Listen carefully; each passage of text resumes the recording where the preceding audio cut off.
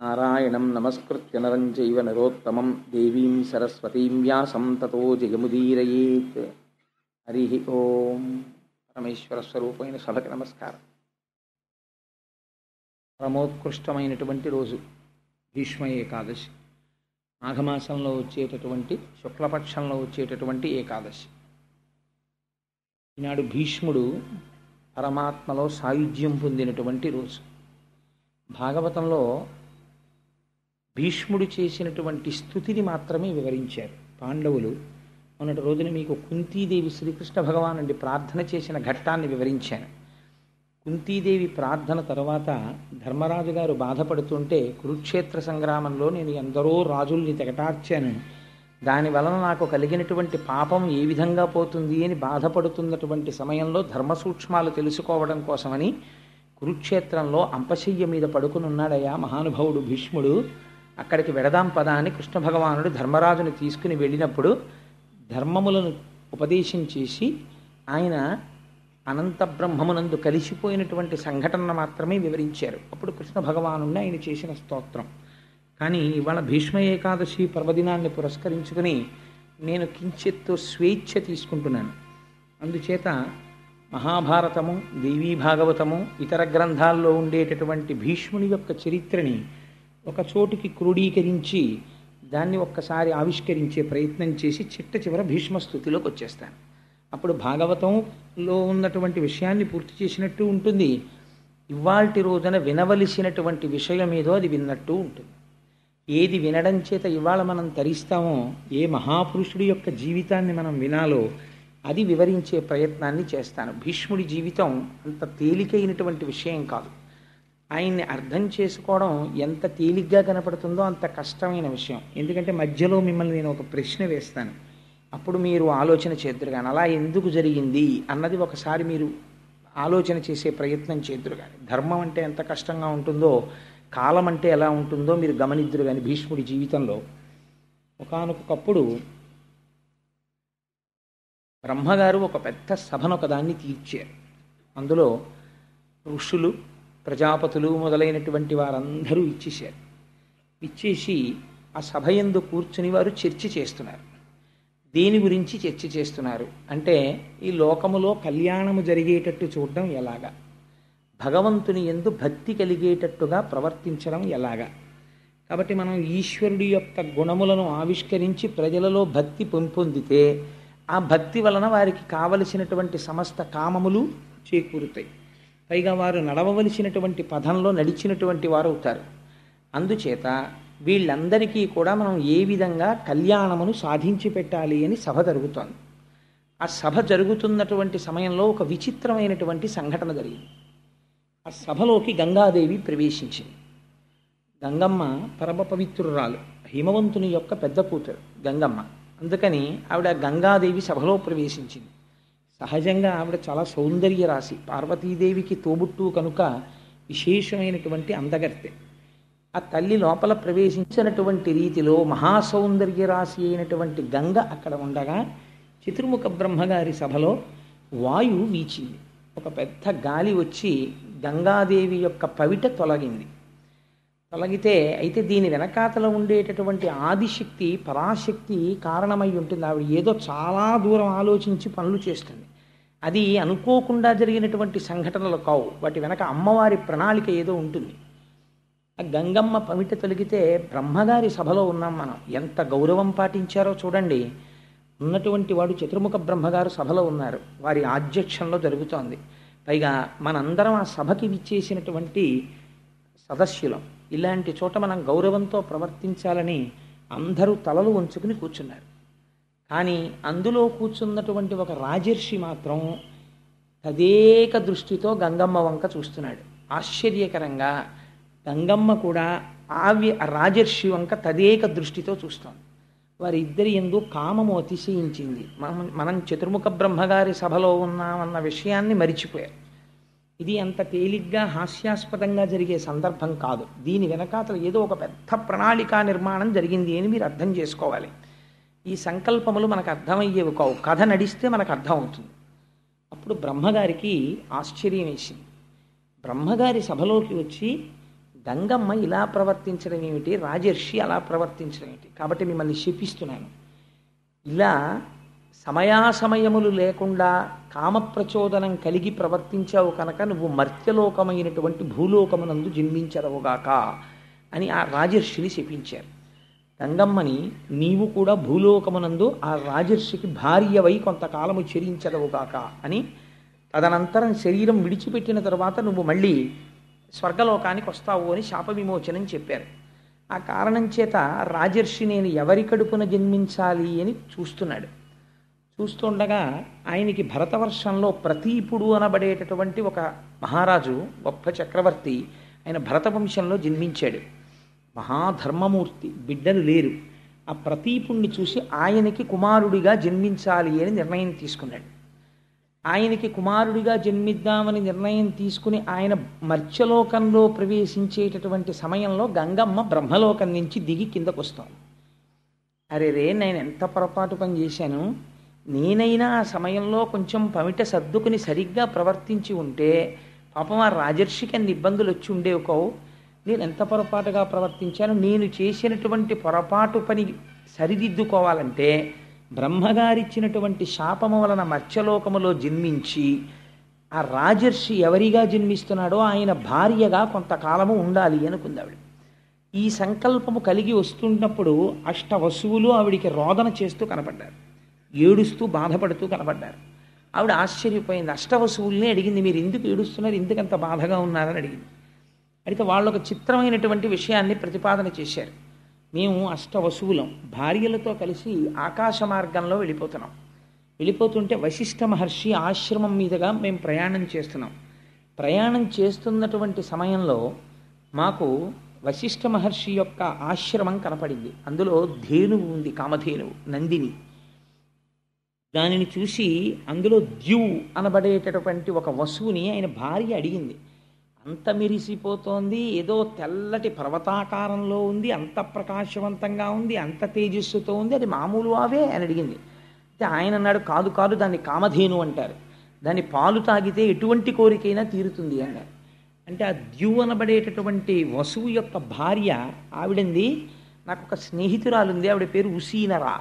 ఆ ఉసీనరా అనబడేటటువంటి స్నేహితురాలు కొంచెం రోగగ్రస్త అయి వృద్ధాప్యాన్ని పొందింది. ఆవిడికి మళ్ళీ యవ్వనం వస్తే మాతో పాటు సంతోషంగా గడుపుతుంది. అందుకని మనం ఈ కామధేనువుని అపహరిద్దాం. ఎలాగో లేడు కదా వశిష్ఠుడు ఆశ్రమంలో, అపహరించి తీసుకుని వెళ్ళి ఈ కామధేనువు యొక్క పాలు ఉసీనరాకి పట్టిద్దామని. భార్య మాట కాదనలేక మిగిలినటువంటి వసువులతో కలిసి ద్యు ఆ కామధేనువుని అపహరించాడు. అపహరించి తీసుకుని వెళ్ళిపోయాడు. వశిష్ఠ మహర్షి మరునాడు పూజ కోసమని, సాయంకాలం అగ్నికార్యం కోసమని దర్భలు మొదలైనవి సేకరించడానికని వెళ్ళారు. వారు తిరిగి వచ్చి ఆశ్రమంలో చూశారు, నందినీ ధేనువు కనపడలేదు. అంతటా వెతికి ఒక్కసారి తపోనిష్టలో కూర్చుని ఆచమనం చేసి దివ్య దృష్టితో చూశారు. అష్టవసువులు అపహరించడం తెలిసింది ఆయనకి. తెలిసి వెంటనే శపించారు. బ్రహ్మర్షి లేని సమయం చూసి నందినీ ధేనువుని అపహరించారు కనుక మీరు భూలోకమునందు జన్మించెదరుగాక అని. ఈ అష్టవసువులకి ఈ వార్త తెలిసి పరుగున వచ్చి వశిష్ఠ మహర్షి యొక్క పాదాల మీద పడ్డారు. మహాప్రభో, మీరు మాకు దారుణమైన శాపాన్ని అనుగ్రహించారు. ఇప్పుడు మేము భూలోకంలో జన్మిస్తే చాలా ఇబ్బందులకి గురైపోతాం. మీరు మా యందు అనుగ్రహించి మాకు శాపానుగ్రహాన్ని తగ్గించేటటువంటి ప్రయత్నం చెయ్యండి అన్నారు. అంటే ఆయన అన్నారు, మీరు 80 వసువులు, 80లో 7 యందు పాపము యొక్క తీవ్రత తక్కువగా ఉన్నది. మీరు కేవలం ద్యువుకి సహకరించారు, కానీ అసలు అపహరించడానికి ప్రధానమైన కారణము ద్యువు. అందుచేత మీరు 7 పుట్టినటువంటి వెంటనే మరణిస్తారు. కాబట్టి నరుడిగా జన్మిస్తారు, కానీ జన్మించినటువంటి కొద్ది గంటలలో శరీరాన్ని వదిలిపెట్టేసి మళ్ళీ వసువులైపోతారు. కానీ ప్రధాన పాత్ర పోషించినటువంటి ద్యువు మాత్రం పరాక్రమవంతుడై కని విని ఎరగనటువంటి చరిత్ర సృష్టించి భూలోకమునందు కొంతకాలముండి తరువాత తిరిగి బ్రహ్మైక్యమును పొందుతాడు. అందుకని ద్యువు మాత్రం కొంతకాలము లోకమునందు ఉండవలసినదే అని ఆయన శాప విమోచనాన్ని కటాక్షిస్తే ఆ 80 ఇప్పుడు భూలోకంలో జన్మించాలి. అందుకని వాళ్ళు బాధపడుతూ వస్తున్నారు. గంగమ్మని చూసి అడిగారు, అమ్మా నువ్వెందుకు ఎడుతున్నావు భూలోకానికి అన్నారు. ఇదిగో జరిగినటువంటి ఆ విషయం ఇలా ఉంది. అందుచేత నేను ఆ రాజర్షి ఎక్కడ జన్మిస్తాడో అక్కడ ఆయనకి భార్యని కావాలని వెడుతున్నాను అంది. అయితే అమ్మ మాకు ఒక ఉపకారం చేసి పెట్టు, నువ్వు ఎలాగో వెడుతున్నావు కనుక నీ కడుపున మేము ఎనమండుగురం పుడతాం. పుట్టినప్పుడు నువ్వు మమ్మల్ని జ్ఞాపకం పెట్టుకుని శాప విమోచనం కోసం భూలోకంలో ఏ తల్లి కూడా పుట్టినటువంటి బిడ్డల్ని కొద్ది గంటలలోనే తీసుకెళ్ళి చంపదు. ఏ తల్లి కొద్ది గంటలలో చంపదంటే నా ఉద్దేశం కొన్ని రోజులు పోయాక చంపుతుందని కాదు, ఎప్పటికీ అలా ప్రవర్తించదు. కన్న తల్లికి ఉండేటటువంటి మమకారం అటువంటిది. అందుకని మాకు శాప విమోచనం ఎలా కలుగుతుంది? అందుకని మేము నీకు బిడ్డలుగా జన్మిస్తాం. నువ్వు మాయందు అనుగ్రహించి పుట్టినటువంటి వెంటనే మమ్మల్ని మళ్ళీ తిరిగి మేము వసువుల యొక్క స్థానాన్ని అలంకరించడానికి వీలుగా ఆ శరీరం విడిచిపెట్టేటట్టుగా మమ్మల్ని కటాక్షించు అన్నారు. తప్పకుండా అలా చేస్తాను అంది. కాబట్టి వసువులు ఎదురు చూస్తున్నారు, గంగమ్మ ఎవరిని వివాహం చేసుకుంటుంది, ఆవిడ కడుపులోకి వద్దామని. ఇది జరిగితే గంగా తీరమునందు ప్రతీపుడనపడేటటువంటి భరతవంశంలో జన్మించిన చక్రవర్తి పుత్రార్థి అయి తపిస్తున్నాడే. ఆయనకి సామ్రాజ్యం ఉంది, సత్యం ఉంది, ధర్మం ఉంది, అన్నీ ఉన్నాయి, అన్ని భోగాలు ఉన్నాయి, కానీ సంతానం లేదు. ఈశ్వరానుగ్రహాన్ని అపేక్షించి ఆయన గంగా తీరంలో కూర్చుని తపస్సు చేసుకుంటున్నాడు. గంగమ్మ చూసింది. ఈ ప్రతీపుణ్ణి చూసి ఆయనే తాను ఇతపూర్వం బ్రహ్మసభలో చూసినటువంటి వ్యక్తి ఈయనే ఈ జన్మ తీసుకున్నాడు అనుకుని ఈయన్ని వివాహం చేసుకోవాలని ఆయన తపస్సులో కళ్ళు మూసుకొని ఇంద్రియాల్ని వెనక్కి తీసుకుని తపస్సు చేసుకుంటూ కూర్చున్నాడు. గంగమ్మ గబగబా గంగలోంచి లేచి బయటికి వచ్చి ఆయన కుడి తొడ మీద కూర్చుంది. ఎంత ఆశ్చర్యకరమైన విషయమో చూడండి. కూర్చుంటే ఆయనకి బాహ్య స్మృతి కలిగింది. తొడ మీద కూర్చున్న స్త్రీ ఎవరు అని చూశాడు. గొప్ప సౌందర్య రాశి. ఆయన అన్నాడు, అమ్మ నువ్వెవరు, ఎక్కడి నుంచి వచ్చావు, ఎందుకు ఇలా కూర్చున్నావు నా కుడి తొడ మీద అని అడిగాడు. అయితే ఆవిడంది, నన్ను గంగా అంటారు, నేను గంగా నదికి అధిష్టాన దేవతను, నేను నీకు భార్యని కావాలి అని వచ్చాను, అందుకని నీ ఒళ్ళో కూర్చున్నాను అని. ఆయన అన్నాడు, నీవు నా భార్యవి కావాలి అని అనుకున్నావు. క్షత్రియులు విశేషించి రాజులు దక్షిణ నాయకులు అంటారు. దక్షిణ నాయకులు అంటే ఒకరికన్నా ఎక్కువ మంది భార్యలు ఉంటారు. విజయనగర సామ్రాజ్య పతనం సమయానికి వచ్చేటప్పటికి రామరాయల వారికి ఎంత దక్షిణ నాయకుడు అంటే రామరాయల వారి పోలికలున్న బిడ్డలు చాలా ఊళ్ళలో ఉండేవారు. అంత దక్షిణ నాయకులై ఉంటారు. అలా దక్షిణ నాయకుడై ఉంటాడు కాబట్టి ఆయన ఒళ్ళో కూర్చుంది ఆవిడ. నేను ఏవి అనవసరపు విషయాలు చెప్పనండి. మీరు కావాలంటే విజయనగర పతనం అన్న పుస్తకం చదవండి, ఎంత ఆశ్చర్యకరంగా ఉంటుందో. తల్లికోట యుద్ధం అది రామరాయల వారిది. అందుచేత ఆవిడ వచ్చి కుడి తొడ మీద కూర్చుంటే ఆయన అన్నాడు, నువ్వు నన్ను భర్తగా పొందాలని వచ్చావు, కానీ ఒక పొరపాటు చేశావు. స్థితాదక్షిణ ఊరుమ్మే సమాశ్లిష్య భామిని అపత్యానాం స్నుషానాంచ స్థానం విద్ధి శుచిస్మితే అన్నాడు. ఓ శుద్ధమైన నవ్వు కలదానా, గొప్ప సౌందర్య రాశి, నీకు నన్ను భర్తగా పొందాలని కోరిక ఉండడం తప్పు కాదు, కానీ నువ్వు వచ్చి ఎక్కడ కూర్చున్నావు, కుడి తొడ మీద కూర్చున్నావు. కుడి తొడ మీద కూర్చునేటటువంటి అధికారము ఒక్క కూతురుకి కోడలికి వాళ్ళిద్దరికీ ఉంది. కూతురు కోడలు తప్ప పురుషుడి యొక్క తొడ మీద భార్య కూర్చోకూడదు. ఎప్పుడైనా భార్య కూర్చోవలసి వస్తే భర్త తొడ మీద, ఎడమ తొడ మీద కూర్చోవాలి. అసలు అలా ఎందుకు కూర్చోబెట్టుకుంటారండి? అలా ఎప్పుడు ఎవరు కూర్చోరు కదా, ఏదో కుర్చీల్లో కూర్చుంటారు, కానీ అలా ఒళ్ళో కూర్చోవడం, తొడల మీద కూర్చోబెట్టుకోవడం ఎల్లరంతా ఎక్కడ ఉంటుందండి బాబు అని మీరు అనుకోవచ్చు. ఉంటుంది. ఎక్కడుందో తెలుసా అండి? ప్రయాగలో వేణీదానం చేసేటప్పుడు ఉంది. జీవితంలో ఒక్కసారి చేస్తారు వేణీదానం, ఇంకొకసారి చేస్తామంటే ఒప్పుకోరు. సువాసినులు ఎన్ని జన్మలకి మళ్ళీ ఐదవతనంతోనే ఉండి ఐదవతనంతో వెళ్ళిపోవాలనుకున్న వాళ్ళు భర్త యొక్క ఎడమ తొడ మీద కూర్చుని వేణీదానం చేస్తారు. చాలా గమ్మత్తుగా ఉంటుంది, చాలా సంతోషంగా సరదాగా ఉంటుంది అది చూడడానికి. సరే, అందుచేత మేము ప్రయాగ వెళ్ళినప్పుడు చాలామంది చేశారు, మీరు చేశారు కదమ్మా, అందుకని ఆ వేణీదానం చేసినప్పుడు చాలా సరదాగా సంతోషంగా ఉంటుంది ఆ క్రియ. చేత ఎడమ తొడ మీద కూర్చుంటారు భర్తకి భార్య. అందుకని నువ్వు వచ్చి నా కుడి తొడ మీద కూర్చున్నావు కాబట్టి ఇప్పుడు నువ్వెవరు, నా కోడలితోనన్నా సమానం, కూతురితోనన్నా సమానం. నిన్ను నా కూతురితో సమానం అనడానికి వీల్లేదు. ఎందుచేత వీల్లేదంటే నువ్వు నన్ను భర్తగా పొందాలని అనుకున్నావు కాబట్టి నీకు ఆ భావన నా యందు ఉన్నప్పుడు నిన్ను నేను కూతురని అనకూడదు.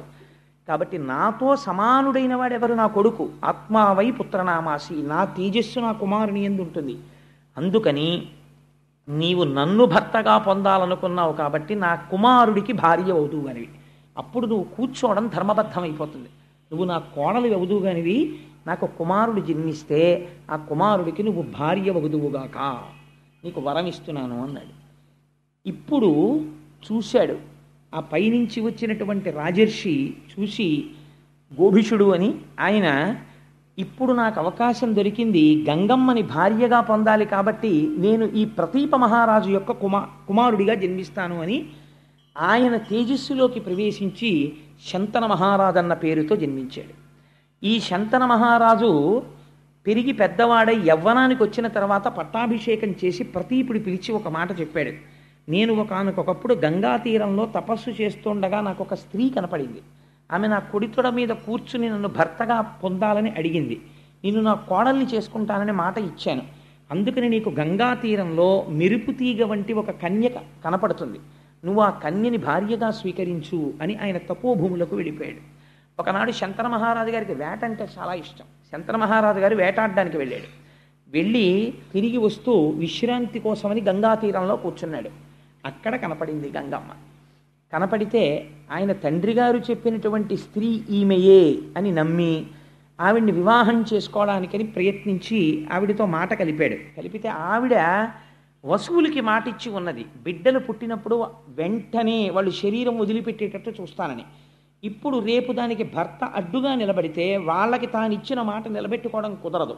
అందుకని ఆవిడంది, నేను నీకు భార్యనవుతాను, కానీ నాదొక షరతు అంది. ఏమి నీ షరతు అన్నాడు. యచ్చకుర్యామహంకార్యం శుభం వా యది వా శుభం, నేను ఏ పని చేసినా అది శుభం కావచ్చు అశుభం కావచ్చు, నేను ఏది మాట్లాడినా కూడా నవక్తవ్యం తథాప్రియం, నువ్వు దానికి ఎదురు చెప్పకూడదు. నేను ఏ పని చేసినా నువ్వు అంగీకరించాలి. నువ్వు ఏనాడు నాకు ఎదురు చెప్తావో ఆనాడు నేను నిన్ను విడిచిపెట్టి వెళ్ళిపోతాను. అలాగైతే నేను నిన్ను వివాహం చేసుకుంటాను. మనిషి జీవితం చాలా విచిత్రంగా ఉంటుందండి. వివాహం చేసుకునేటప్పుడు చాలా అందంగా ఉండడం అనేటటువంటిది చాలా ప్రధానమైన విషయమై కూర్చుంటుంది.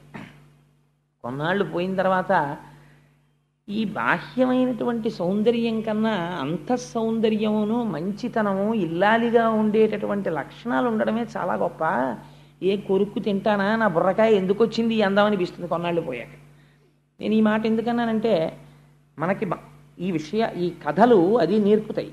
శంతన మహారాజు బాహ్య సౌందర్యాన్ని చూసి ప్రేమించాడు, వివాహం చేసుకున్నాడు. మొట్టమొదట కొడుకు కలిగాడు. కొడుకు పుట్టగానే ఇప్పుడు ఆయన యొక్క స్థితి మారింది, తండ్రి అయ్యాడు. కాబట్టి ఆయన ప్రేమ అంతా కొడుకు మీదకి వెళ్ళింది. బహు అందగాడు కొడుకు. అందున పెద్ద కొడుకు మొట్టమొదట పుట్టినవాడు. కొడుకులు లేక తన తండ్రి ఎంత బాధపడ్డాడో తెలుసు. కొడుకు పుట్టాడు. పుట్టగానే నిత్తుటితో ఉన్నటువంటి బిడ్డని 2 చేతుల్లో పట్టుకుని గంగమ్మ వెళ్ళి గంగలో వదిలిపెట్టేసింది. అంటే ఆవిడ ఇచ్చినటువంటి మాట అటువంటిది. 7 వసువులకి ఆవిడ మళ్ళీ స్వస్థితిని కల్పించాలి, అందుకని నీటిలో విడిచిపెట్టేసింది. ఊరుకున్నాడు. ఎందుకనంటే వరం ఇచ్చాడు ఆవిడికి. యచ్చకుర్యామహంకార్యం శుభం వా యది వా శుభం, ఏది చేసినా అడ్డు పెట్టకూడదు, అందుకని ఊరుకున్నాడు. అలా ఒకసారి కాదు, 2 మాటలు కాదు, 3 మాటలు కాదు, 4 మాటలు కాదు, 7 సార్లు అయిపోయింది. 7 కొడుకుల్ని తీసుకెళ్ళి గంగలో కలిపేసింది. 8వ మాట మహాతేజోవంతమైనటువంటి కుమారుడు జన్మించాడు. 7 మాటలు లేని ప్రేమ 8వ మాట ఎందుకు భార్యను అడ్డు పెడతాడండి? అంటే గంగమ్మ ఇచ్చినటువంటి వరం అక్కడతో పూర్తయిపోయింది. 8వ మాట మళ్ళీ ఆ బిడ్డని తీసుకుని వెళ్ళిపోతోంది గంగ వైపు. వెళ్ళిపోతుంటే ఆయన అన్నాడు, ఛీ రాక్షసి, ఎవరైనా మాతృత్వాన్ని కోరుకుంటారు, నువ్వేమిటి ఎంతమంది కొడుకులు పుట్టినా తీసుకెళ్లి గంగలో పారేస్తుంటావు, ఇప్పుడు 8వ మాట చేస్తున్నావు ఈ పని, ఇంకా నేను సహించను, నువ్వు ఆ పని చెయ్యడానికి వీల్లేదు. గంగమ్మ నవ్వింది, నువ్వు నేను చేసిన పనికి ఎప్పుడు అడ్డు పెడతావో అప్పుడు నిన్ను విడిచిపెట్టి వెళ్ళిపోతానని నేను ముందే చెప్పాను. ఇవాళ నువ్వు అడ్డు పెట్టావు, అందుకని నేను వెళ్ళిపోతున్నాను. వెళ్ళిపోతే వెళ్ళిపో, నా కొడుకుని నాకు ఇచ్చాను. ఆవిడంది అది కుదరదు. నీ కొడుకు కాదు, నాకు కూడా కొడుకే. వీడిని నేను తీసుకెళ్ళి, పిచ్చి మహారాజా నేనేదో చేయలేదు, 7 వసువులకి మళ్ళీ వాళ్ళ సహజ స్థితిని ఇచ్చాను, వీడు 8వ వాడు బతకాలి.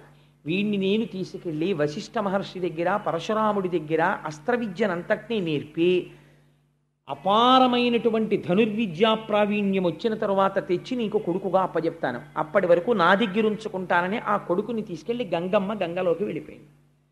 వెళ్ళిపోయిన తర్వాత శంతన మహారాజు గారు ఒక్కడే ఉండేవాడు, రాజ్యం వెళ్తున్నాడు, వేటకెడుతున్నాడు, తిరుగుతున్నాడు, వస్తున్నాడు. అలా కొంతకాలం గడిచిపోయింది. అసలు గంగమ్మ చెప్పిన మాట మర్చిపోయాడు. ఒకానొకనాడు గంగా తీరంలో తిరుగుతున్నాడు. తిరుగుతుంటే మంచి యవ్వనంలో ఉన్నటువంటి వ్యక్తి అద్భుతంగా బాణప్రయోగం చేస్తున్నాడు. ఆ పిల్లవాడిని చూడగానే పితృప్రేమ పరవళ్ళు తొక్కింది. నా కొడుకు కూడా ఉంటే ఈ పాటికి ఇదే వయస్సులో ఉంటాడని, బాబు నువ్వెవరు ఏమిటి అని ఆరా తీశాడు. అప్పుడు గంగమ్మ వచ్చి ఈయన దేవవ్రతుడు అని పేరు ఉంచాను ఈయనకి. ఈయన గాంగేయుడు, గంగాసుతుడు కనుక గాంగేయుడు. ఈయన వశిష్ఠ మహర్షి దగ్గర పరశురాముడి దగ్గర ధనుర్విద్య ధర్మశాస్త్రం నేర్చుకున్నాడు. అన్ని విధాలుగా రాశీభూతమైనటువంటి రాజనీతిజ్ఞుడు, ధర్మము తెలుసున్నవాడు, పైగా విలువిద్య నేర్పరి. ఈ కొడుకుని నీకు అప్పచెప్తున్నాను అని ఆ కొడుకుని ఆయనకి అప్పచెప్పి ఆవిడ తిరిగి వెళ్ళిపోయింది. వెళ్ళిపోయిన తర్వాత ఆయన శంతనుడు వృద్ధాప్యంలోకి వచ్చేసాడు. అప్పటికి సంతోషంగా కొడుకు దొరికాడు, సభ చేశాడు, ఆ కొడుకుని పరిచయం చేశాడు, ఆనందంగా రోజులు గడిచిపోతున్నాయి. ఇక్కడే అనుకోని మలుపు ఒకటి తిరిగింది. ఒకానొకనాడు మళ్ళీ వేటకెళ్ళాడు. వేటకెడితే అక్కడ యోజన గంధి కనపడింది. అసలు ఆ సత్యవతి వృత్తాంతం అండి చాలా ఆశ్చర్యకరమైన వృత్తాంతం. అంటే నేను ఇప్పుడు దేవీ భాగవతం చెప్పట్లేదు కాబట్టి మళ్ళీ నేను ఆ సత్యవతి వృత్తాంతం అంతా చెప్పను. చెప్తే ఇప్పుడు నేను భాగవతం వదిలిపెట్టి దేవీ భాగవతంలోకి వెళ్ళిపోవడం అయిపోతుంది. అందుకని ఆ సత్యవతీదేవిని చూశాడు ఆవిడ యోజన గంధి. అంతకుముందు ఆవిడ దగ్గర చాపలకంపు వచ్చేది. పరాశర మహర్షి వరం ఇచ్చారు వ్యాస మహర్షి జన్మించినప్పుడు. ఆవిడ నించున్న చోటు నుంచి ఒక యోజనం దూరం కస్తూరి వాసన వస్తుంది. ఆవిడ పడవ మీద అందరినీ ఉచితంగా అటు ఇటు చేరుస్తూ ఉంటుంది గంగా తీరంలో. ఆ సత్యవతీదేవిని చూసి వివాహం చేసుకుంటానని అడిగాడు. ఆవిడంది, నేను స్వేచ్ఛా విహరిణిని కాను, నా తండ్రి దాశరాజు ఉన్నాడు, నువ్వు నా తండ్రిని అడుగు, నా తండ్రి సమ్మతిస్తే నన్ను చేపట్టు, నా తండ్రి అంగీకరించకపోతే అప్పుడు నువ్వు నన్ను రాక్షస వివాహంలో పాణిగ్రహణం చేసి తీసుకెడుదు గానివి, నా తండ్రి అనుమతి తీసుకోమని. అంటే శంతన మహారాజు గారు దాశరాజు దగ్గరికి వెళ్ళాడు. దాశరాజు వంగి వంగి నమస్కారాలు చేశాడు శంతనుణ్ణి చూసి. అయ్యా మీకు నేను ఏం చెయ్యగలవాడను అన్నాడు. నీ కన్యకారత్నాన్ని నాకు ఇవ్వయ్యా అని అడిగాడు శంతనుడు. అడిగితే ఆయన ఎంత తెలివైనవాడో చూడండి. ఆయన అన్నాడు, దాశరాజు నా కూతురు సత్యవతిని నీకిచ్చి వివాహం చేస్తాను, కానీ రేపొద్దున్న నా కూతురు కడుపు పండి కొడుకు పుడితే ఆ కొడుక్కి రాజ్యం ఇస్తావా అని అడిగాడు. అడిగితే ఆయనకి దేవవ్రతుడు ఒక్కసారి మనస్సులో మిదిలాడు. పెద్ద కొడుకు ఉన్నాడు, మహానుభావుడు, ధర్మజ్ఞుడు, గొప్ప విలువిద్యా విశారదుడు. అటువంటి కొడుక్కి రాజ్యం ఇవ్వకుండా ఇంత వృద్ధాప్యంలో ఈ సత్యవతీదేవి కోసం అని చెప్పి తను ఎలా విడిచిపెట్టేసుకుంటాడు కొడుకుని? మాట ఇవ్వలేక వెనక్కి తిరిగి వెళ్ళిపోయాడు. కానీ ఈవిడ మీద మనస్సు ఉండిపోయింది. సరిగ్గా నిద్రపట్టట్లేదు, ఆహారం తీసుకోవట్లేదు, అస్థిమితంగా తిరుగుతున్నాడు. కుమారుడు వెళ్ళి అడిగాడు, నాన్నగారు ఏమైంది అని. చూచాయగా చెప్పాడు ఈ విషయాన్ని. మంత్రుల దగ్గర అడిగాడు మహానుభావుడు దేవవ్రతుడు. అడిగితే మీ నాన్నగారికి ఈ వయస్సులో వివాహం మీదుగా మనసు మళ్ళింది, సత్యవతిని వివాహం చేసుకోవాలనుకుంటున్నాడు, కానీ దాశరాజు ఈ నియమం పెట్టాడు అన్నారు. అంటే దేవవ్రతుడు దాశరాజు దగ్గరికి వెళ్ళి అయ్యా మీ కుమార్తె అయినటువంటి సత్యవతీదేవిని మా తండ్రి గారికి ఇచ్చి వివాహం చేయండి అని అడిగాడు. అడిగితే దాశరాజు అన్నాడు, తప్పకుండా చేస్తాను, నాకు అభ్యంతరం లేదు, కానీ నా కుమార్తెకి పుట్టేటటువంటి కొడుక్కి శంతన మహారాజు గారి రాజ్యం వస్తుందా అన్నాడు. అంటే దేవవ్రతుడు అన్నాడు, తప్పకుండా వస్తుంది, ఎందుకంటే నాకు కదా రావాలి రాజ్యం, నేను రాజ్యాన్ని పరిత్యాగం చేసేస్తున్నాను, నేను తీసుకోను రాజ్యం. మా నాన్నగారి యొక్క కోరిక తీరడం కోసం నీ కుమార్తెను ఆయనకిచ్చి వివాహం చెయ్యండి అన్నాడు. దాశరాజు అన్నాడు, ఇక్కడ వరకు బాగుంది, కానీ రేపు నీకో కొడుకు పుడతాడు, నువ్వు సహజంగా చాలా పరాక్రమవంతుడవు, నీకు పుట్టేటటువంటి కొడుకు చాలా పరాక్రమవంతుడు అవుతాడు. అంత పరాక్రమవంతుడైనటువంటి నీ కొడుకు సత్యవతీదేవికి పుట్టినటువంటి కొడుకు రాజ్యపాలన చేస్తే ఊరుకుంటాడా? వాడి కుత్తుక కత్తిరించి మళ్ళీ రాజ్యానికి వస్తాడు. అందుకని రేపొద్దున్న నీ కొడుకు దగ్గర నుంచి ప్రమాదం రాదని ఏమిటి హామీ అన్నాడు.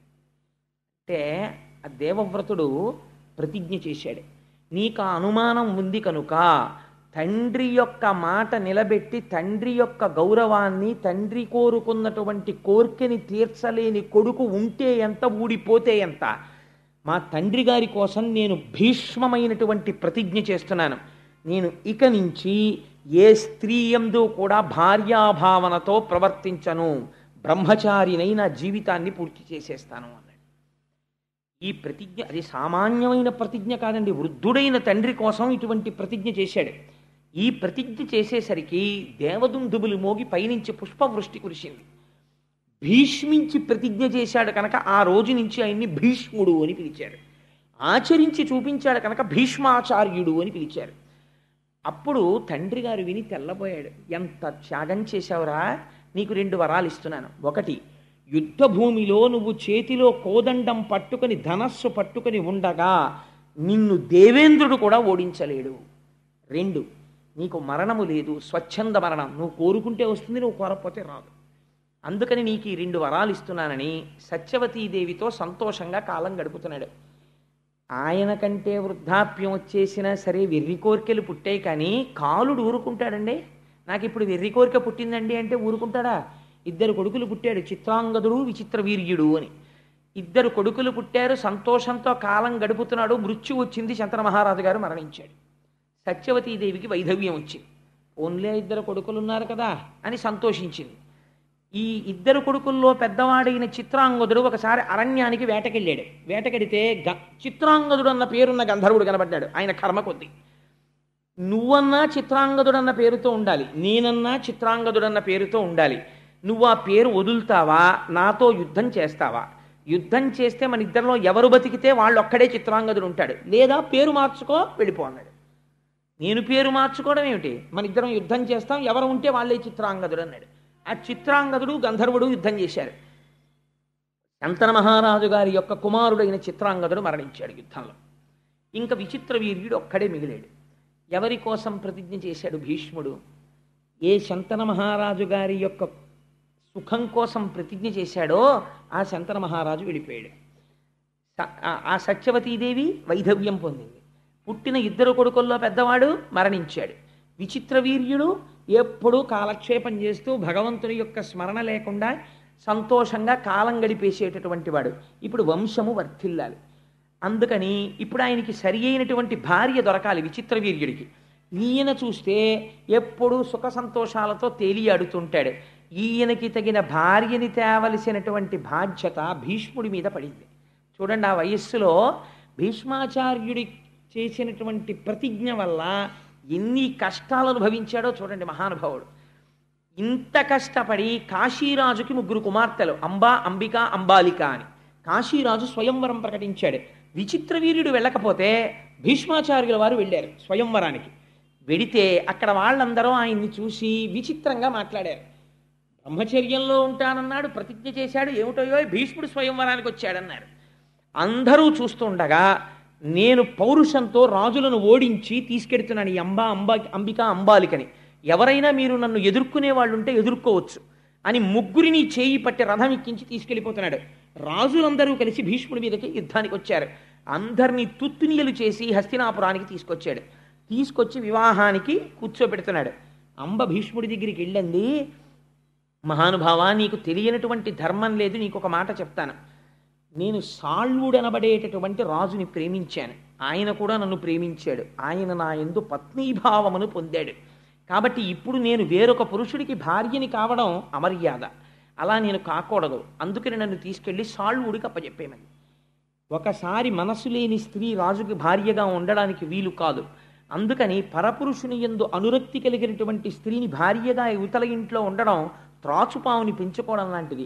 అందుకని నువ్వు నా తమ్ముడికి భార్యగా ఉండడానికి వీలు లేదు, నిన్ను తీసుకెళ్ళి అప్పచెప్పేస్తానని చెప్పి సాళ్వుడి రాజ్యానికి తీసుకెళ్ళి రథంలో పంపించాడు.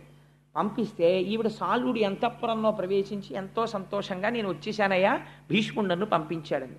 ఆయన అన్నాడు, అంతమంది రాజులు చూస్తుండగా నన్ను కూడా ఓడించి భీష్ముడు ఏనాడు నీ చెయ్యి పట్టి తన రథం ఎక్కించి తీసుకెళ్ళాడో ఆనాడే నువ్వు భీష్ముడి సొత్తు అయిపోయావు. ఇప్పుడు చేతకాని వాడిని భీష్ముడి పెట్టిన భిక్షని భార్యగా స్వీకరించడానికి నీ క్షత్రియుణ్ణి, రాజ్యపాలకుణ్ణి, మహారాజుని, నేను నిన్ను అల్లనన్నాడు. ఎవరు నిన్ను గెలుచుకున్నారో నువ్వు వాళ్ళకే సొత్తు అన్నాడు. ఆవిడ బాధపడుతూ ఒక ఆడదాని బాధ చరిత్రని ఎలా మారుస్తుందో చూడండి. అందుకే చాలా జాగ్రత్తగా ఉండు సుమా. స్త్రీల జోలికి వెళ్ళి నిష్కారణంగా వాళ్ళతో వాళ్ళ మనసు ఖేదపడేటట్టు ప్రవర్తించకు. ఆ స్త్రీ ఒక తపోవనానికి చేరి నేను తపస్సు చేసుకుంటాను, సన్యాసం ఇమ్మంది. అంటే ఋషులు అన్నారు, నువ్వు నిండు యవ్వనంలో ఉన్నావు, నువ్వు వచ్చి ఈ ఆశ్రమాల్లో కూర్చుంటే ఇక్కడ ఉన్న వాళ్ళ తపస్సులు పాడైపోతాయి, లేనిపోని గొడవలు వస్తాయి, అందుకని నువ్వు ఇక్కడ ఉండడానికి వీల్లేదమ్మా, ఇవాళ రాత్రికి ఉండు, రేపటి రోజున నీ మార్గము నువ్వు చూసుకో అన్నారు. పైగా ఇప్పుడు సన్యాసం ఏమిటి, ఉంటే భర్త దగ్గర ఉండాలి, లేకపోతే ఇదేంటి తండ్రి గారి దగ్గర ఉండాలి, అందుకని నీ తండ్రి దగ్గరికి వెళ్ళిపోమన్నారు. నేను నా తండ్రి దగ్గరికి వెళ్ళనంది ఆవిడ అదృష్టం. మరునాడు పొద్దున్న వాళ్ళ తల్లిగారి తండ్రి గారు మాతామహుడు తాతగారు వచ్చాడు. ఆ తాతగారికి తన గోడు వెళ్ళబోసుకుంది. ఆయన అన్నాడు, నేను పరశురాముడికి చాలా అంతేవాసిని, పరశురాముడు భీష్ముడికి గురువు, అందుకని పరశురాముడితోటి భీష్ముడికి చెప్పిస్తాను అన్నాడు. ఈలోగా ఒక పరిచారికుడు వచ్చి, అయ్యా పరశురాముల వారు ఏం చేస్తున్నారన్నారు. పరశురాముడి దగ్గరికి వెళ్ళి అంబ తన గోడు చెప్పుకుంటే పరశురాముడు విని హృదయం కరిగిపోయి, రేపటి రోజున నేను నిన్ను తీసుకుని హస్తినాపురానికి వెడతాను, భీష్ముణ్ణి పిలిచి తను గెలుచుకున్నాడు కాబట్టి నిన్ను వివాహం చేసుకోమని చెప్తాను అని రథం ఎక్కించి హస్తినాపురానికి తీసుకెళ్ళాడు. హస్తినాపురం బయట విడిది చేసి కబురు చేశాడు భీష్ముడికి. ఆయన వచ్చినటువంటి వాడు గురువు కనుక ఒక ఆవుని తీసుకుని వచ్చాడు. ఆవుని దానమిచ్చి నమస్కారం చేసి, మహాప్రభో మీరు రావడమే అదృష్టం, రాజ్యంలోకి ప్రవేశించండి అన్నాడు. అంటే ఆయన అన్నాడు, నేను నీ రాజధానిలోకి రావడానికి రాలేదు, నువ్వు ఓడించి తెచ్చినటువంటి కాంత అంబని భార్యగా స్వీకరించన్నాడు. అంటే ఆయన అన్నాడు, ఒకవేళ పంచతన్మాత్రలు తమ తమ విధులను నిర్వర్తించడం మానివేస్తే మానివేయవచ్చు, కానీ నేను ఒకసారి చేసిన ప్రతిజ్ఞ నుంచి మాత్రం వెనకడుగు వేసే సమస్య లేదు, అందుకని నేను మాత్రం భార్యగా స్వీకరించనన్నాడు. అయితే ఎవరి కోసం తెచ్చావో ఆ తమ్ముణ్ణి చేసుకోమని అన్నాడు. విచిత్ర వీర్యుడిని అడిగారు. ఆయన అన్నాడు, వేరొకడి యందు మనసు పెట్టుకున్నానని వెళ్ళిపోయినటువంటిది తిరిగి వస్తే ఆవిడ నేను పెళ్లి చేసుకున్నా, నాకు అక్కర్లేదన్నాడు. ఎంత పౌరుషం వచ్చిందో చూడండి విచిత్ర వీరుడికి. కాబట్టి ఇప్పుడు పరశురాముడికి ఆగ్రహం వచ్చింది, నువ్వు చేసుకుంటావా నాతో యుద్ధం చేస్తావా అన్నాడు. భీష్ముడు అన్నాడు, ప్రతిజ్ఞాపాలనం కోసం ప్రాణములు విడిచిపెట్టేస్తాను, మీరు కురుక్షేత్రానికి పదండి, అక్కడికి వస్తున్నాను యుద్ధానికి అన్నాడు. ఇద్దరు కురుక్షేత్రం చేరుకున్నారు. అక్కడ బ్రహ్మాండమైన యుద్ధం 22 రోజులు బ్రహ్మాండమైన యుద్ధం జరిగింది. తుత్తునీయల కింద కొట్టేసుకున్నారు ఒకళ్ళనొకళ్ళు. ఆఖరికి ఒక రోజు రాత్రి శిబిరంలో భీష్మాచార్యుల వారు పడుకుని ఉన్నారు. పరశురాముడిని నేను ఎలా నిగ్రహించగలను, రోజు ఆయనకి నమస్కారం పెట్టి యుద్ధం చేసేవారు గురువుగారు. యుద్ధం చేస్తుంటే అష్టవసువులు ఆయనకి సాక్షాత్కరించారు. భీష్మ, నువ్వు బెంగ పెట్టుకోకు, పరశురాముడికి కూడా తెలియనటువంటి అస్త్రం ఒకటి ఉంది, అది విశ్వకర్మ యొక్క మంత్రంతో ఉంది, అది నీకొక్కడికే తెలుసు, రేపటి రోజున అది ప్రయోగించు. ఆ అస్త్రం ప్రయోగిస్తే మరునాడు సూర్యోదయం వరకు పరశురాముడు నిద్రైపోతాడు. నిద్రపోయిన వాడు మరణించిన వాడితో సమానం యుద్ధభూమిలో. మరునాడు సూర్యోదయం వరకు మేల్కొనలేదు కాబట్టి పరశురాముడు మరణించినట్లే, కాబట్టి ఆ అస్త్రాన్ని ప్రయోగించు అన్నారు. తప్పకుండా ప్రయోగిస్తానని లేచి స్నానం చేసి ఆచమనం చేసి యుద్ధానికి వచ్చాడు. యుద్ధానికి వచ్చి పరశురాముడి మీద అస్త్రప్రయోగం చేద్దామని బాణాన్ని సంధించి మంత్రం చదువుతున్నాడు. మహర్షులందరూ దర్శనమిచ్చారు. నారదాదులు, ఎంత ఘోరమైన పాపం చేస్తున్నావు భీష్మ, నీ వంటి ధర్మజ్ఞుడు చెయ్యవలసిన పని కాదు, నువ్వు ఈ అస్త్రాన్ని ప్రయోగిస్తే నీ గురువు మరణించిన వాడితో సమానమైపోతాడు, గురువుని చంపినటువంటి పాపం వస్తుంది, అంతటి అపకారం అంతటి అవమానం గురువు పట్ల చెయ్యకూడదు, నువ్వు అలా వెయ్యకు అన్నారు. గురువుని అవమానించను అని ఆ అస్త్రాన్ని ఉపసంహారం చేసేసాడు. అదే సమయంలో జమదగ్ని మొదలైనటువంటి వాళ్ళు పరశురాముడి తండ్రి వాళ్ళు వచ్చారు. వచ్చి, నువ్వు కూడా బ్రాహ్మణుడవై నీ శిష్యుల మీద ఇంత బాణప్రయోగం చెయ్యకూడదు, ఆయన ధర్మానికి కట్టుబడ్డాడు, నువ్వు ఉపశాంతి వహించని పరశురాముడికి చెప్పారు. పరశురాముడు ఒక స్థితిలో భీష్ముడితో యుద్ధం చేస్తూ మోకాళ్ళ మీద దొల్లి రథంలోంచి కింద పడిపోయాడు. అందుకని పరశురాముడు ఓటమిని అంగీకరించాడు భీష్ముడి చేతిలో. నేను ఓడిపోయినట్టే లెక్క, అంబా ఇంక నిన్ను నేను రక్షించలేను, నువ్వు ఎక్కడ రక్షణ దొరుకుతుందనుకుంటే అక్కడికి వెళ్ళిపోవచ్చు అన్నాడు. నీకు ఎవరి వలన వివాహం అవుతుందనుకుంటే వారిని ఆశ్రయించి అన్నాడు. ఆవిడంది, నాకు ఒక విషయం అర్థమైంది, పరశురాముడు 21 మాటలు భూమండలాన్ని చుట్టూ తిరిగి క్షత్రియుడన్న వాడిని అందరినీ తెగటార్చాడు, అటువంటి పరశురాముడిని ఓడించేశాడు ఈ భీష్ముడు. కాబట్టి భీష్ముడిని ఓడించేవాడు లేడు కాబట్టి నా పెళ్ళవదు కాబట్టి నేను ఒక్క ప్రతీకారం తీర్చుకుంటాను, ఈ భీష్ముడిని చంపుతాను, ఇదే నా ప్రతిజ్ఞ ఇవాళ నుంచి, ఇంకా నాకు వివాహం అక్కర్లేదు, భీష్ముడు ఎలా చనిపోతాడో ఇదొక్కటే నా కోరిక అని ఆవిడ తపస్సు చేయడం మొదలెట్టి. ఒకచోట అంటారు, ఆవిడ ముందు సుబ్రహ్మణ్యేశ్వర స్వామి వారి గురించి తపస్సు చేసింది. స్కందుడు ప్రత్యక్షం అయ్యాడు. ఏమి నీ కోరిక అన్నాడు. భీష్ముడిని నిగ్రహించాలని. అది నేను చెప్పలేను, భీష్ముడికి వరం ఉంది, చేతిలో ధనస్సు ఉండగా ఎవరూ చంపలేరు, పైగా ధర్మజ్ఞుడు, అందుకని నీకు ఒక పుష్పమాలను ఇస్తాను, ఈ పుష్పమాల మెడలో వేసుకుని ఎవరు యుద్ధం చేస్తే వాళ్ళు భీష్ముడి మీద గెలుస్తారు అన్నారు. ఎందరో రాజుల్ని అడిగింది మెడలో ఈ పుష్పమాల వేసుకుని భీష్ముడితో యుద్ధం చేయమని. మహాధర్మాత్ముడైన భీష్ముడిని ఎందుకు సంహరించాలి, ఎందుకు యుద్ధం చేయాలి, మేము వేసుకోము, మేము యుద్ధం చేయమన్నారు. ఈ మాల తీసుకెళ్ళి ద్రుపదరాజు గారి ఇంటి రాజద్వారం మీద వేసి మళ్ళీ తపస్సు చేసింది. ఈసారి రుద్రుడు ప్రత్యక్షమయ్యాడు. ఏం కావాలన్నాడు. అంటే భీష్ముడిని సంహరించాలంది. నీకు ఈ జన్మలో ఆ కోరిక తీరదు, వచ్చే జన్మలో తీరుతుంది, కాబట్టి నీ శరీరం విడిచిపెట్టి వేరే జన్మ తీసుకోమన్నాడు. యోగాగ్నిలో శరీరం వదిలేసి మళ్ళీ పుట్టింది. మళ్ళీ పుట్టినప్పుడు ఆడదై పుట్టింది. మళ్ళీ ఆడదై పుడితే భీష్ముడు యుద్ధం చేయడు, అందుకని మగవాడిగా మారాలి. మళ్ళీ తపస్సు చేసింది, మళ్ళీ తపస్సు చేసి మగవాడిగా మారింది, అందుకని శిఖండి. అందుకే ఎంతకి వదిలిపెట్టకుండా ప్రాణం తీసేస్తున్నారు అనుకోండి, అంటాం వీడెక్కడ దొరికాడు రా, నాకు శిఖండిలో దొరికాడు అంటాం.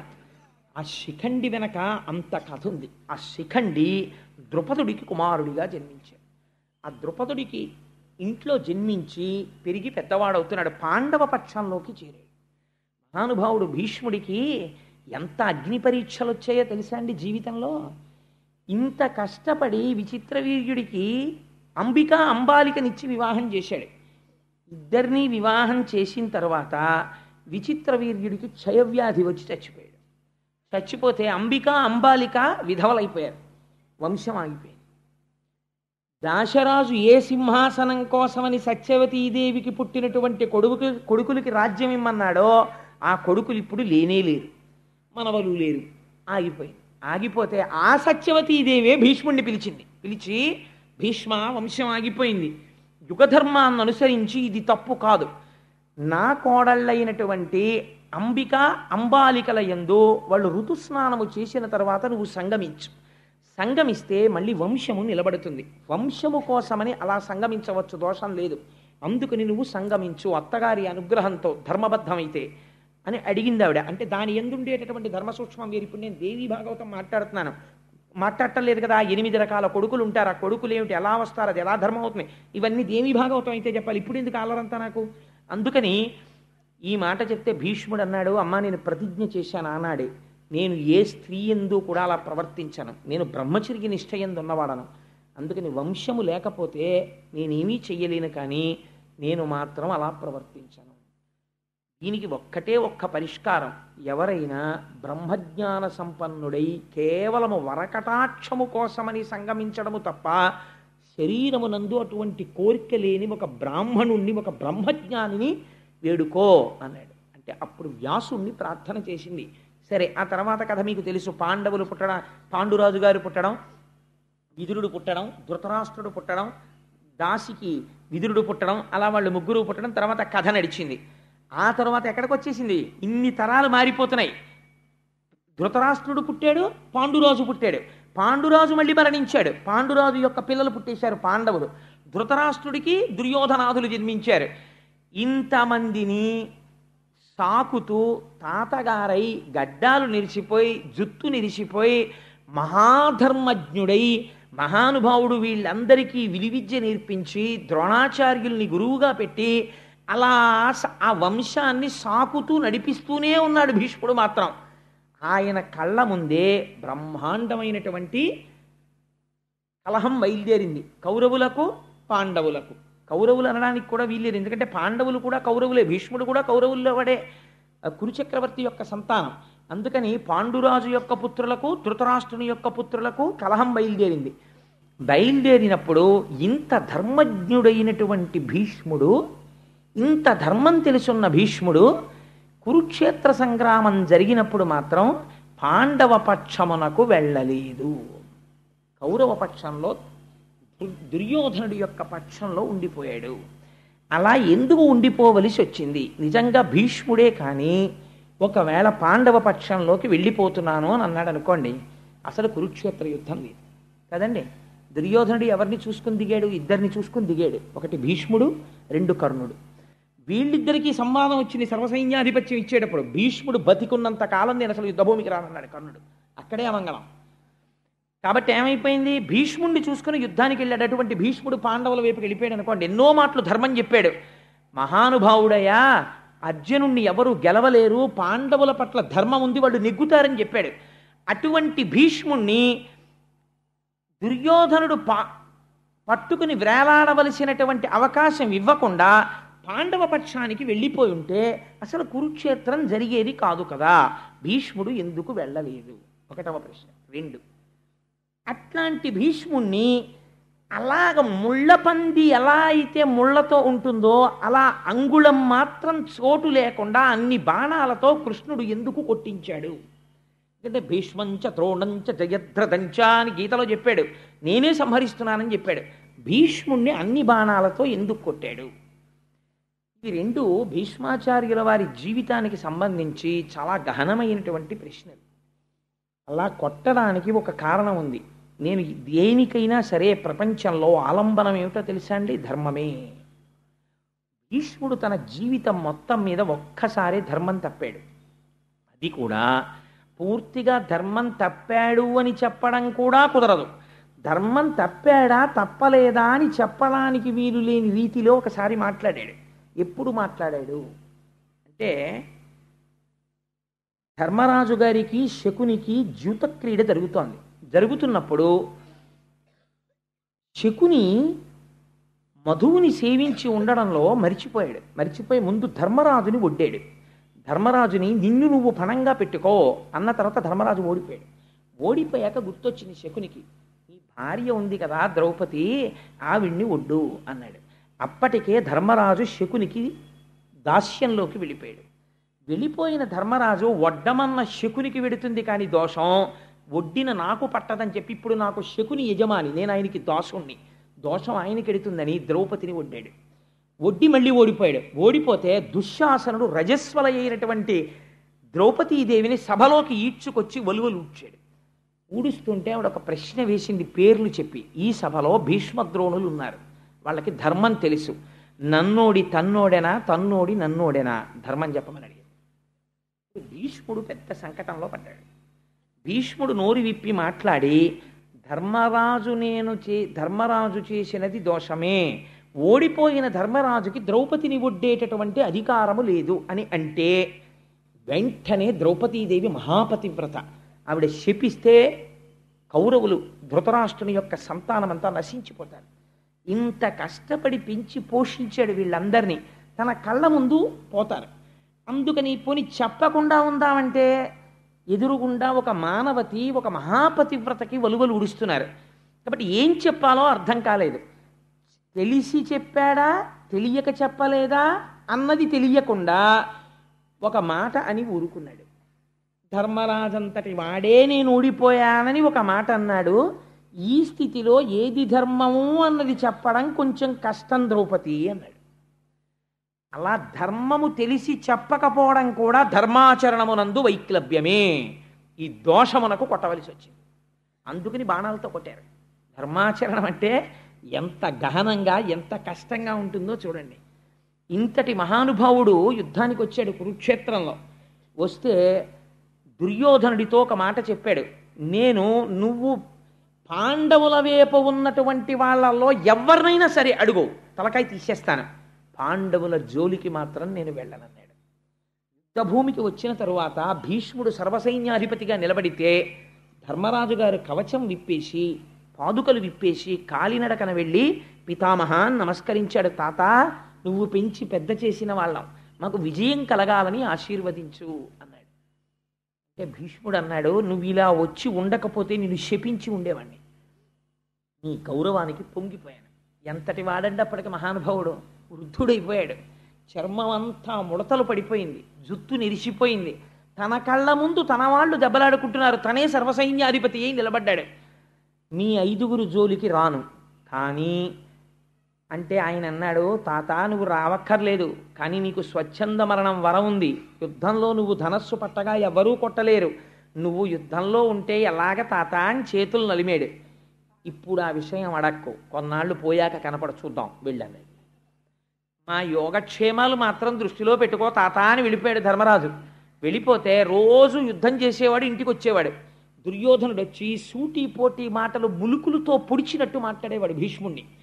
అంత గొప్పవాడివని యుద్ధంలో దిగాను, ఎంతమందిని చంపావు, ఏం చేశావు, నువ్వు తలుచుకుంటే అర్జునుడిని చంపలేవా, నువ్వు కావాలని వెనకేసుకొస్తున్నావు, నువ్వు పాండవ పక్షపాతివి, అని పాపం ఆ వయస్సులో అన్ని మాటలు పడి పడుకుని ఒకరోజు 9వ రోజు అనుకుంటాను కురుక్షేత్రంలో దుర్యోధన ఇవాళ భీష్ముడంటే ఏమిటో చూద్దుగాలి యుద్ధంలో ఇవాళ చూపిస్తాను భీష్ముడంటే ఏమిటో అన్నాడు.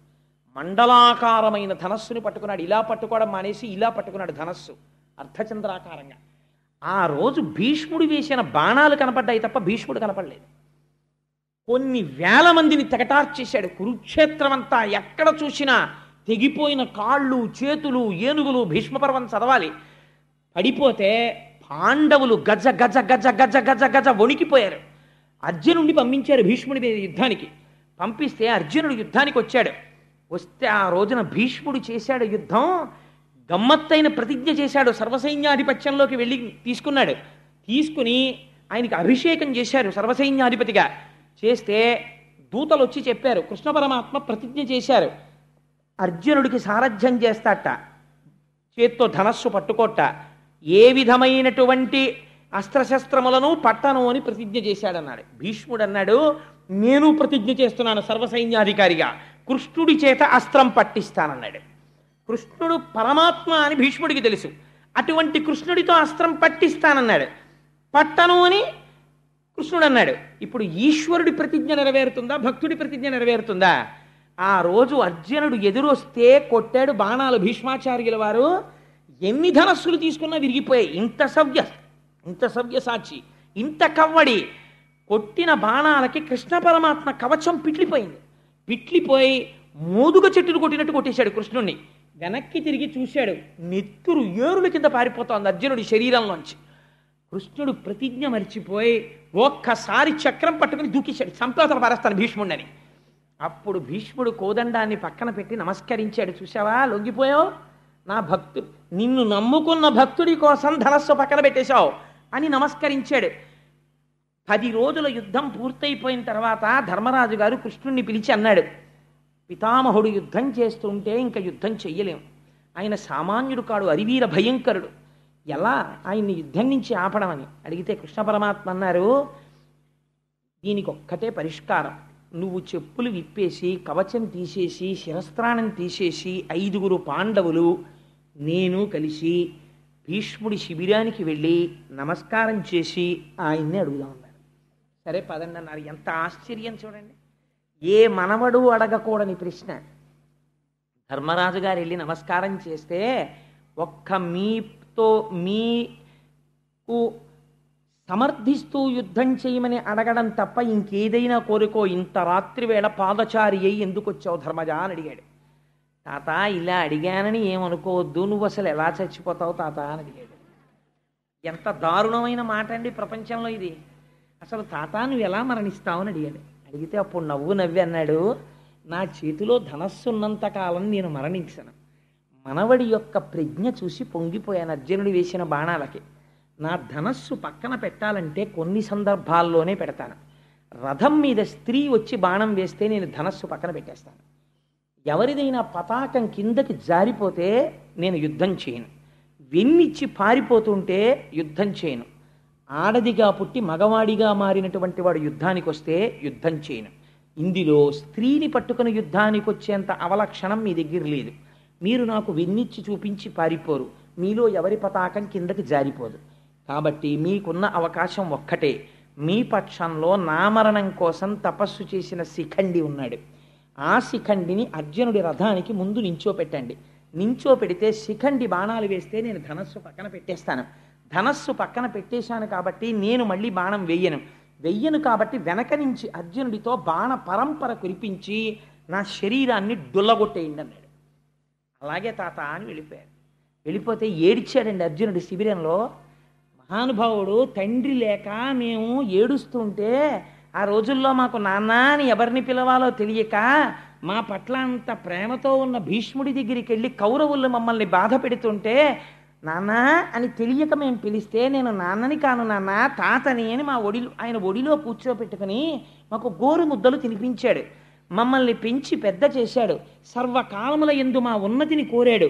మాకు ఆశీర్వచనం చేశాడు. మాకు విలువిద్య నేర్పాడు. మాకు ద్రోణుణ్ణి గురువుగా పెట్టాడు. అంతటి మహాపురుషుడు ఇవాళ వృద్ధుడైపోయాడు. తండ్రి కోసమని ప్రతిజ్ఞ చేశాడు. సర్వం త్యాగం చేసేశాడు. అంతటి ధర్మమూర్తి అయి తన వంశాన్ని చూసుకోవాలని ఇంతకాలం నిలబడిపోయాడు. అటువంటి వాణ్ణి సవ్యసాచినై గాంధీవం పట్టుకుని శిఖండిని అడ్డు పెట్టుకుని ఆయన మీద బాణపరంపర కొడుతుంటే ఆయన ఒంట్లోంచి నెత్తురు కారిపోతుంటే నే కొట్టగలనా అన్నయ్య అని అడిగాడు. కొట్టక తప్పదురా, కొట్టవలసిందే ధర్మం కోసం, కొట్టు తప్పదన్నాడు కృష్ణుడు. దానికి వచ్చారు. వచ్చిన తర్వాత శిఖండిని ఎదురుపెట్టి తీసుకొచ్చారు. తీసుకొస్తే ఆయన ధనస్సు పక్కన పెట్టేశాడు. పెట్టిన తర్వాత శిఖండి 100 బాణములు వేశాడు ఒకేసారి. ఎందుకంటే ఆయన ప్రతిజ్ఞ నెరవేరాలి. ఆయన యొక్క కవచం డుళ్ళిపోయి కింద పడిపోయింది విప్పుకుని. గుండెలు దొరికాయి. దొరకగానే అర్జునుడు ఆ రోజు కొట్టినటువంటి బాణ పరంపరకి బొట్టన వేలు ఇలా పెట్టి వేలిముద్ర వేస్తాను చూడండి, అలా వేలిముద్ర వెయ్యడానికి ఇలా బొట్టన వేలు పెట్టడానికి చోట్లేనన్ని బాణాలతో కొట్టాడు. కొడితే చుట్టూ బాణపంజరమే, మధ్యలో భీష్ముడు ఉన్నాడు.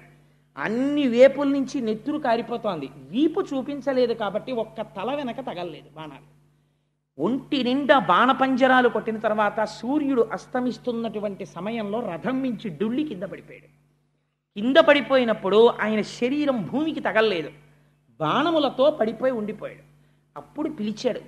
అందరూ పరుగు పరుగున వచ్చేశారు. యుద్ధం ఆపి భీష్ముడంతటి వాడు పడిపోయాడు వాళ్ళని. పడిపోతే అప్పుడు అడిగాడు, అయిపోయింది నా సమయం, స్వచ్ఛంద మరణాన్ని కోరాను. కానీ అప్పుడు గుసగుసలు వినపడ్డాయి. ఇంతటి భీష్ముడికి దక్షిణాయనంలో మరణమా? లేదు, నేను ఇంకా బ్రతికే ఉన్నాను. ఉత్తరాయణం వరకు నా శరీరం విడిచిపెట్టను.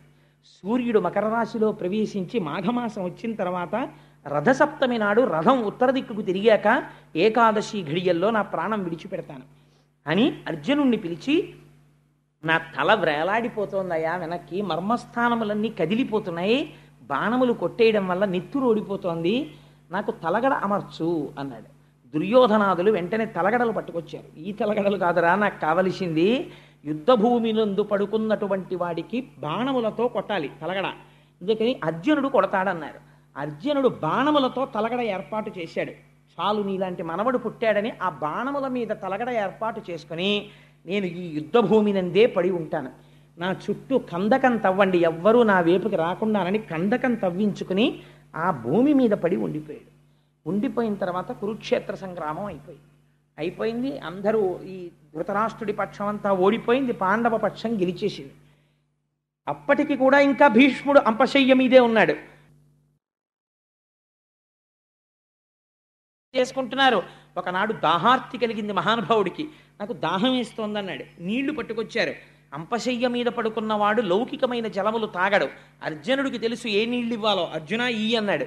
ఆయన పర్జన్యాస్త్రాన్ని ప్రయోగించాడు. ప్రయోగిస్తే భూమిలోంచి నీరు అమృతోదకం పైకి లేచి ఆయన నోట్లో పడింది. ఆ నీటిని తాగాడు. తాగి అంపశయ్య మీద పడి ఉండగా ఇప్పుడు భాగవతంలోకి రండి.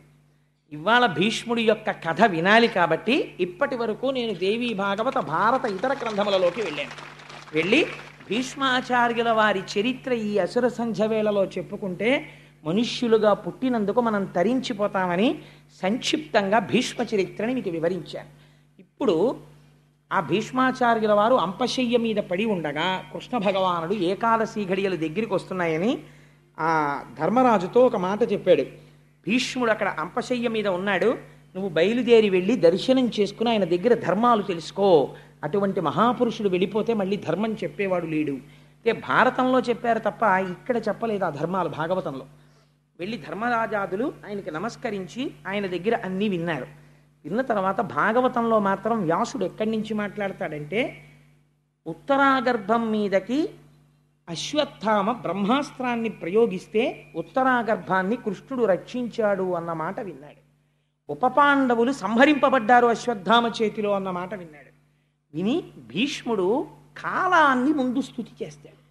ఆయన అంటాడు, ఏమి ఆశ్చర్యమయ్యా, ప్రపంచంలో ఎవరైనా దేనినైనా అతిక్రమించగలరు, కానీ కాలమును ఎవ్వరూ అతిక్రమించలేరు. అన్నిటికన్నా బలవత్తరమైనది ఏది? కాలమే. కాలము బలవత్తరమైనది కాకపోతే భీష్ముడి జీవితమే చూడండి. ఎవరి కోసం సింహాసనం త్యాగం చేశాడో అసలు వాళ్ళెవ్వరూ మిగల్లేదు. అయినా సరే తను ధర్మం కోసమని అలా నిలబడిపోయాడు మహానుభావుడు. ఇన్ని కష్టాలు పడ్డాడు. తన తమ్ముడి కోసమని చెప్పి తీసుకొచ్చినటువంటి స్త్రీ శిఖండిగా మారి తన మరణానికి కారణమైంది. అంపశయ్య మీద పడిపోయాడు.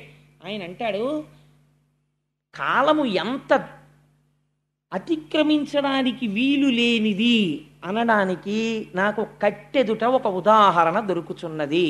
మీరు ఈ పద్యాన్ని, భీష్మస్థుతిలో ఈ పద్యాన్ని బాగా జ్ఞాపకం ఉంచుకుంటే మనం చిన్న చిన్న కష్టాలకి కదిలిపోతాం. జీవితంలో కదిలిపోయి బాబోయ్ ఎంత కష్టమో ఎంత కష్టమో ఎంత కష్టమో అంటాం. కారణం ఏమిటంటే మనం ఆ కష్టమునందు వెంటనే తాదాత్మ్యత పొందేస్తాం, సంసారముతో తాదాత్మ్యత పొందుతాం. విధిని నిర్వహించాలి, ఒక తండ్రిగా నీ విధిని నువ్వు నిర్వహించాలి అంతే తప్ప అందులో వచ్చేటటువంటి సుఖదుఖములతో నువ్వు తాదాత్మ్యత పొందేస్తే నీ స్వధర్మమును నువ్వు నిర్వహించలేవు, జారిపోతావు. అందుకే రామకృష్ణ పరమహంస ఒక అందమైన మాట చెప్తారు, పనసకాయ కొట్టాలి కానీ పనసకాయ కొట్టేటప్పుడు తప్పకుండా ఓ పని చెయ్యాలి. చేతులకి నూనె రాసుకొని పనసకాయ కొట్టిన వాడికి జిగురంటుకోదు. ఈశ్వరుడి పాదాలు పట్టుకుని సంసారంలో ఉన్నవాడికి కష్ట సుఖములకు ఈశ్వరుడు ఇతపూర్వం నేను చేసిన పాపపుణ్యములకు ఆయన ఇస్తున్న ఫలితము. కాబట్టి వేరొకసారి నా వలన అటువంటి పాపములు జరగకుండుగాక అని నిలబడిపోతాడు తప్ప లోకుల్నంగని మెచ్చని ఎలుగని లోలోన నిందింపని చీకాకున్బడని మహాత్ముడని జేలొగ్గని మూకీభావమునం తిట్టని త్రోయని నీ కారుణ్యము కలిగి ఉండి నేను అంతే చాలునో శంకర అంటాడు దుర్జటి. ఆ కష్టం వచ్చినా సుఖం వచ్చినా ఈశ్వరుడి పాదాలు పట్టుకుంటాడు తప్ప పాదముల నుంచి మాత్రం విడువడి పొందడు. ఆ కాలము ఎంత దుస్తరంగా ఉంటుందో మీరు భీష్ముడి యొక్క స్థితిలో మొదటి పద్యాన్ని విని బాగా ధారణ చేశారనుకోండి, కొన్ని ఎలా ఉంటాయో తెలుసా అండి? హార్ట్ అటాక్ ఎప్పుడైనా మైల్డ్ స్ట్రోక్ వచ్చిన వాళ్ళు ఉన్నారనుకోండి, వాళ్ళు సాధారణంగా 2 ట్యాబ్లెట్లు జేబులో పెట్టుకుంటారు. ఒకటి డిస్ప్రిన్ అన్న ట్యాబ్లెట్, ఒకటి రెండో దాని పేరు నాకు జ్ఞాపకంలో లేదు కానీ ఆ నాలుక కింద పెట్టుకుని చప్పరిస్తే అది కొంచెం సేపు టైం ఇస్తుంది. ఆ ట్యాబ్లెట్ ఒకటి పెట్టుకుంటూ ఉంటారు. మా గోపి గారి జేబులో ఉంటుండేవి ఆ ట్యాబ్లెట్లు. అవి ఆ ట్యాబ్లెట్లు 2 జేబులో పెట్టుకు తిరుగుతూ ఉంటారు. అలా మన జీవితంలో తప్పకుండా కనీసం ఒక వయస్సు వచ్చిన తర్వాత కొన్ని పద్యాలు నోటికి రావాలండి. అవి వస్తే ఏమవుతుందో తెలుసా అండి? మీకు ఏదైనా కష్టం వచ్చినప్పుడు మీరు ఆ పద్యం ఒక్కసారి మనస్సులో తలుచుకున్నారనుకోండి, మీకు ఒక గొప్ప ధైర్యం వస్తుంది. వేరొకరు మీ స్వస్థితి నుంచి మీరు జారిపోరు. ఎందుకంటే శోకం ఆవరించేసింది అనుకోండి, మనిషిని నాశనం అయిపోతాడు. శోకో నాశయితే ధైర్యం, శోకో నాశయితే స్మృతం, శోకో నాశయితే సర్వం, నాస్తి శోక సమోరిపు. శోకం ఆవరించగానే ముందు దేన్ని పాడు చేసేస్తుందంటే ధైర్యం పోతుంది. తర్వాత స్మృతం, ఏది విన్నాడో అది పోతుంది. కాబట్టి విన్నది గుర్తులేదు, ధైర్యం లేదు, పిరికివాడైపోతాడు, ఆలోచన ఉండదు. కాబట్టి తొందరగా నశించిపోతాడు, పడిపోతాడు ఆ కష్టానికి. అలా పడిపోకుండా ఉండాలంటే పెద్దల వాక్కులు ట్యాబ్లెట్లు పెట్టుకున్నట్టు పెట్టుకోవాలి. ఒకసారి స్ట్రోక్ వచ్చిన వాడు ఎందుకైనా మంచిదని జేబులో ఎలా పెట్టుకుంటాడో తప్పకుండా అలా కొన్ని పద్యాలు మీరు మేధస్సునందు పెట్టుకోవాలి. ఎందుకంటే కష్టము రాని జీవితము నాకు ఉండి తీరుతుంది అని నమ్మకం ఎవరికైనా ఉంటుందా? ఎవరికీ ఉండదు. ప్రతి క్షణం మనకు అనుమానమే, ఏమో ఎట్నుంచి కష్టం వస్తుందో అని. కష్టం వస్తే వచ్చిన కష్టాన్ని ఇలా తుడిచేసి లేకుండా మీరు చేసుకోగలరా? చేసుకోలేరు. కాబట్టి మీకున్న అవకాశం ఏమిటి? ఒక్కటే, ఆ కష్టాన్ని తట్టుకునే శక్తి మీకు కావాలి. ఈ తట్టుకునే శక్తి మీకు ఉందనుకోండి, మీరు మీ స్వస్థితి నుంచి జారిపోరు, దాన్ని తట్టుకుంటారు, ఇంకొకరికి ఉపకరించగలుగుతారు. కాబట్టి ఇప్పుడు అలా తట్టుకునేటట్టు చెయ్యగలిగినవి కొన్ని మాత్రమే ఉంటాయి. భాగవతంలో మిగిలినంతా విడిచిపెట్టి భీష్మస్థుతిని ఒక్కదాన్ని వ్యాసుడు తీసుకొచ్చాడు. ఎందుకు తీసుకొచ్చి ఉంటాడండి? మీరు బాగా జ్ఞాపకం పెట్టుకోండి, ఆ ప్రతి పద్యం కూడా మహత్తరమైనటువంటి ఒక్కొక్క క్యాప్స్యూల్. అది మీకు నోటికి వచ్చాయనుకోండి ఆ పద్యాలు మీకు వస్తే అవి ఎలా మెట్లెక్కిస్తాయో మీకు చూపిస్తానో ఆశ్చర్యంగా ఉంటుంది. మొదట మనం దేనికి లొంగుతాం జీవితంలో? కష్టానికి లొంగుతాం. ఇంతటి అంపశయ్య మీద పడుకున్న భీష్ముడు ధర్మరాజుని చూసి అన్నాడు, ధర్మరాజు వచ్చి అక్కడ నిలబడితే పరామర్శ అంటాం కదా, మరి ఉప పాండవులు పోయారు కదా, ధర్మరాజుని చూసి అన్నాడు, అయ్యో ఉప పాండవులు పోయారట కదా, ఏమిటో పాపం మీ కర్మ అనలేదు. ఎన్ని కష్టాలు పడిందయ్యా కుంతి, పాండురాజు చిన్నతనంలో చచ్చిపోయాడు, తండ్రి లేని బిడ్డలై పెరిగారు, ఎట్టకేలకి మీకు రాజ్యాధిపత్యం వచ్చింది, ఇన్ని వచ్చినా కష్టం మిమ్మల్ని వదలలేదు. చూసావా ఎలా వదలలేదో తెలుసా?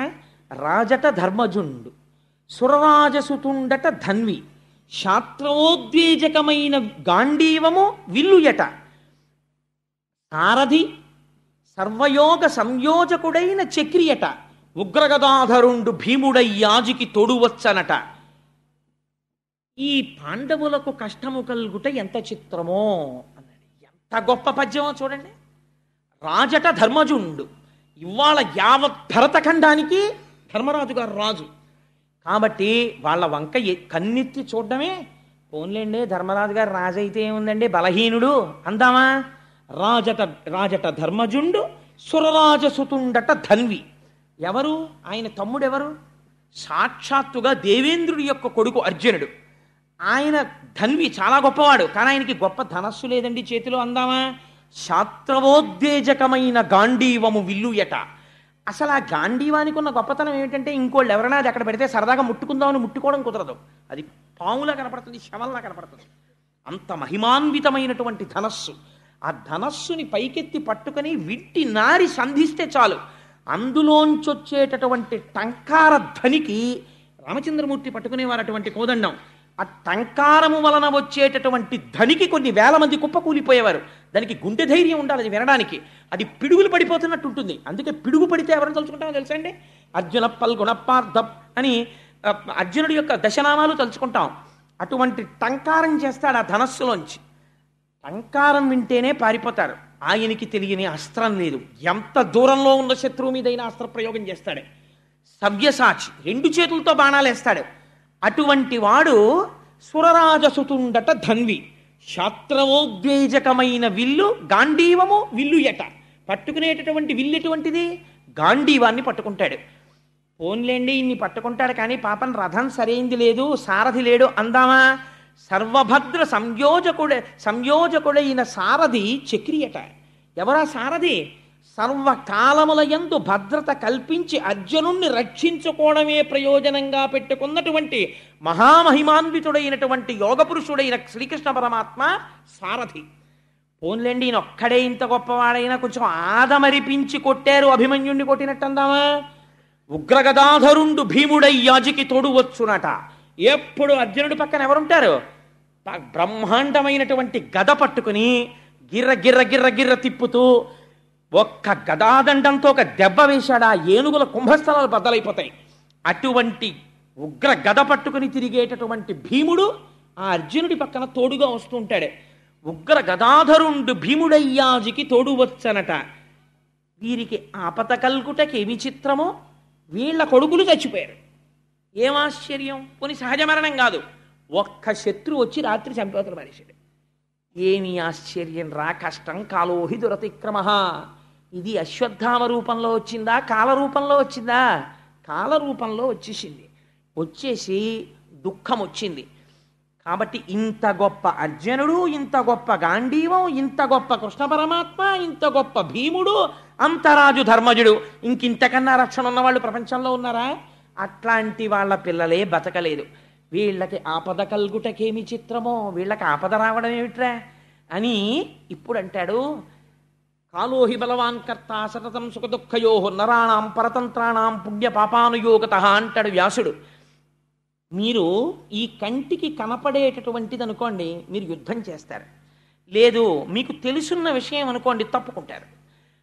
మీకు ఏ ఆపద వస్తోందో, ఏ కష్టం వస్తోంది అనేటటువంటి విషయం అసలు మీకు తెలియనే తెలియదు. ప్రతిరోజు సంతోషంగా ఉండాలనే ఎవడైనా కోరుకుంటాడు, అంతేకాని ఇవాళ నాకు గొప్ప ఆపద చేయాలి పరమాత్మ అని ఎవ్వడూ కోరుకోడు. గుళ్ళోకి వెళ్ళినవాడు ఎవడైనా అలా దండం పెడతాడేంటి? ఎవ్వడూ దండం పెట్టాడు. ఎవరు కోరుకున్నా ఏం కోరుకుంటాడు? అయ్యా నా జీవితం సుఖంగా వెళ్ళిపోయేటట్టు చూడు. నువ్వు సుఖంగా వెళ్ళిపోవాలి అనుకుంటే ఆ సుఖానికి ఆలంబనమైన ధర్మం నువ్వు చెయ్యాలి. చేసేది అధర్మం, కావలసింది సుఖం. ఎలా కుదురుతుంది? కుదరదు. నీకేమో స్వీటు తింటే అనారోగ్యం వస్తుందని డాక్టర్ గారు చెప్తున్నారు. నువ్వు తినేవన్నీ స్వీట్లే, నీకు ఆరోగ్యం ఎక్కడ ఉంటుంది? ఉండదు. నువ్వు చేసేదంతా అధర్మం, నువ్వు సుఖంగా ఉండమంటే ఎక్కడ ఉంటావు? నీకు దుఃఖమే ఉంటుంది. కాబట్టి కాలములో కాలరూపమునందు పరమేశ్వరుడు కూర్చుని ఫలితములను ఇస్తాడు. ఈ కంటికి దొరుకుతాడా?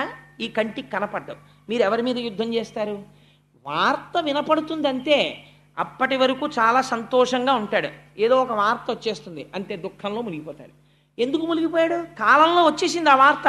ఏదో ఇన్ని గంటల ఇన్ని నిమిషాలకి ఈ వార్త వాడికి చేరి వాడు కష్టం అనుభవించాలి పరమాత్మ నిర్ణయం చేసేసాడు.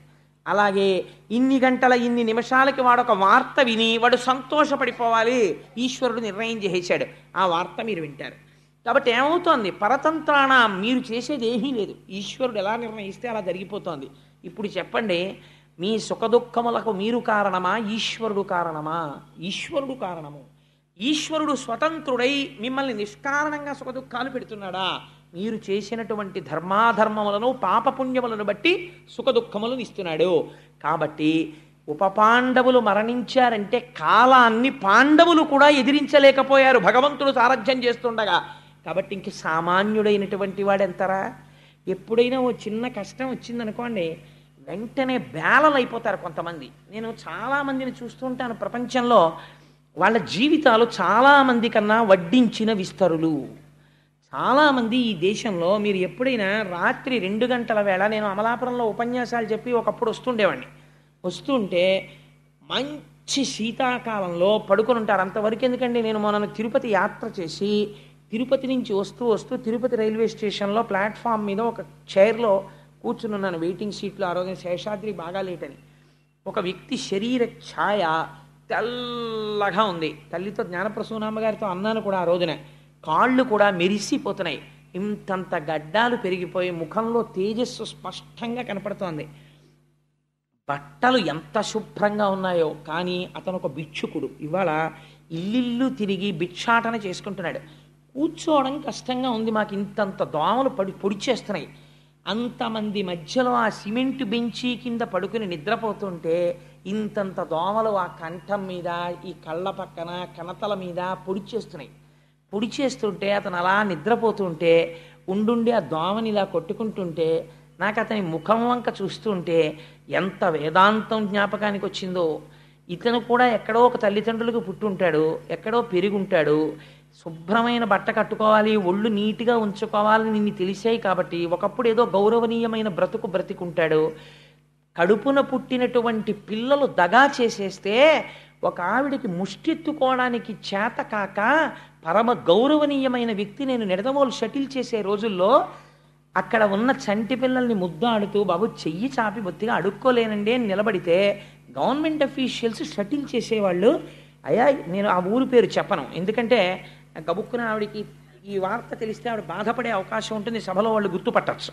అందుకని ఆవిడ ఫలానా వ్యక్తి అండి, పిల్లలే ఆవిడ్ని మోసం చేసి రోడ్డు మీదకి గెంటేస్తే ఆవిడ బంగారం అంతా తీసేసుకుంటే పిచ్చి తల్లి ఎవరిని అడుక్కోలేక వీధుల్లోకి వెడితే గుర్తుపట్టేస్తారని రైలు ప్రయాణికుల వెంట తిరుగుతూ, ఆ రైలుల్లో కూడా ఎక్కేటప్పుడు తెలియని వాళ్ళు ఉన్నారంటే వాళ్ళ దగ్గరికి వెళ్ళి మాత్రమే ఆవిడ, బాబు ఏమైనా సాయం చెయ్యండి అని కూడా నోటితో అడగలేదండి అని షట్లర్స్ ఒకళ్ళకొకళ్ళు చెప్పుకుని ఓ రూపాయి 2 రూపాయలు ఇస్తే దాంతో టిఫిన్ తిని దాంతో జీవితం గడుపుకుంటూ ఆవిడ రైల్లో కనపడేది నాకు. మీరు ఆలోచించండి, కాలోహి దురతిక్రమ, ఎంతంత వైభవాలు అనుభవించినటువంటి వాళ్ళు అంతంత అటువంటి నీచమైనటువంటి జీవితాలు గడుపుతున్నారు. మీకు నేను ఒక ఉదాహరణ చెప్తాను. ఒకసారి నేను ఆశ్రమ శ్రావణి మన ఊర్లోనే ఉంది, నేను ఆ వృద్ధాశ్రమానికి వెళ్ళాను. మా తల్లి అనురాధ గారు కూడా వచ్చారు ఆ రోజున. సంవత్సరాది నాడు అనుకుంటా. ఈ ఊర్లోనే ఉంటారు ఒక తల్లి, ఆవిడ పేరు నాకు జ్ఞాపకం లేదు, కానీ శరన్మేఘము అని పుస్తకం రాశారు. ఎంత చంటి పిల్లల్ని కాపాడినట్టు కాపాడతారు అక్కడ ఉన్న వృద్ధుల్ని. ఒక దుర్మార్గుడైన కొడుకు, నేను ఈ మాట అనడానికి ఏమీ వెనకంజ వేయట్లేదు, నేను తెలిసే ఈ మాట ప్రయోగిస్తున్నాను. తల్లిని, అమ్మా నిన్ను దేవాలయానికి తీసుకెళ్తున్నానమ్మా అని చెప్పి తీసుకొచ్చి వృద్ధాశ్రమంలో విడిచిపెట్టి వెళ్ళిపోయాడు. వెళ్ళిపోతే ఆ తల్లికి పిచ్చెక్కిపోయింది. ఆవిడ రోజు పెట్టి సర్దేసుకుని అన్నం తిని, మా అబ్బాయి వచ్చేస్తాడండి నేను వెళ్ళిపోతాను, మా అబ్బాయి వచ్చేస్తానండి నేను వెళ్ళిపోతాను అని ఇలా చెప్తుంటారు పాపం అందరికీ, వెళ్ళిన వాళ్ళకి. ఆ తల్లి మాకు చెప్పారు, మీకు గుర్తుంది కదమ్మా, అదేంటి వాళ్ళ అబ్బాయి తీసుకొచ్చి ఇలా దింపి వెళ్ళిపోయాడండి, ఆవిడకి పిచ్చి వచ్చేసింది. ఎవరిని నమ్ముతారు ప్రపంచంలో మీరు? కాలోహి దురతిక్రమ. వాళ్ళకు వచ్చిన కష్టం కన్నా మీకు వచ్చిన కష్టాలు పెద్దవా?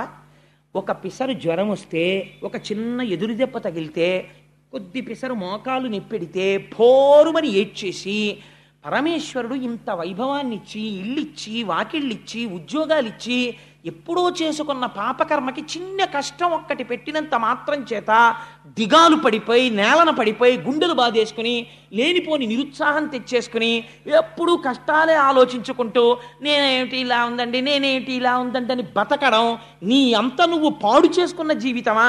ఈశ్వరుడు ఇచ్చినటువంటి ఉజ్వలమైన జీవితాన్ని నువ్వు నాశనం చేసుకుంటున్నావా? ఒక్కసారి భీష్ముడి స్తోత్రం చదువు. అంతటి పాండవులకి కష్టం వచ్చింది, వాళ్ళు దిగాలు పడిపోయారా? పడిపోలేదే. పాండవులు తమ జీవితాలు పండించుకుని మోక్ష మార్గంలో వెళ్ళిపోయారు, కృష్ణుణ్ణి నమ్ముకుని వెళ్ళిపోయారు. నువ్వు ఎందుకు వెళ్ళలేవు? భీష్మస్తుతి కేవలం వినడానికి కాదు. భీష్ముడు ఏదో పద్యం చదివాడండి ఆ రోజున, నేను సారా పద్యం చదివేసి మీకు అర్థం చెప్పడానికి కాదు.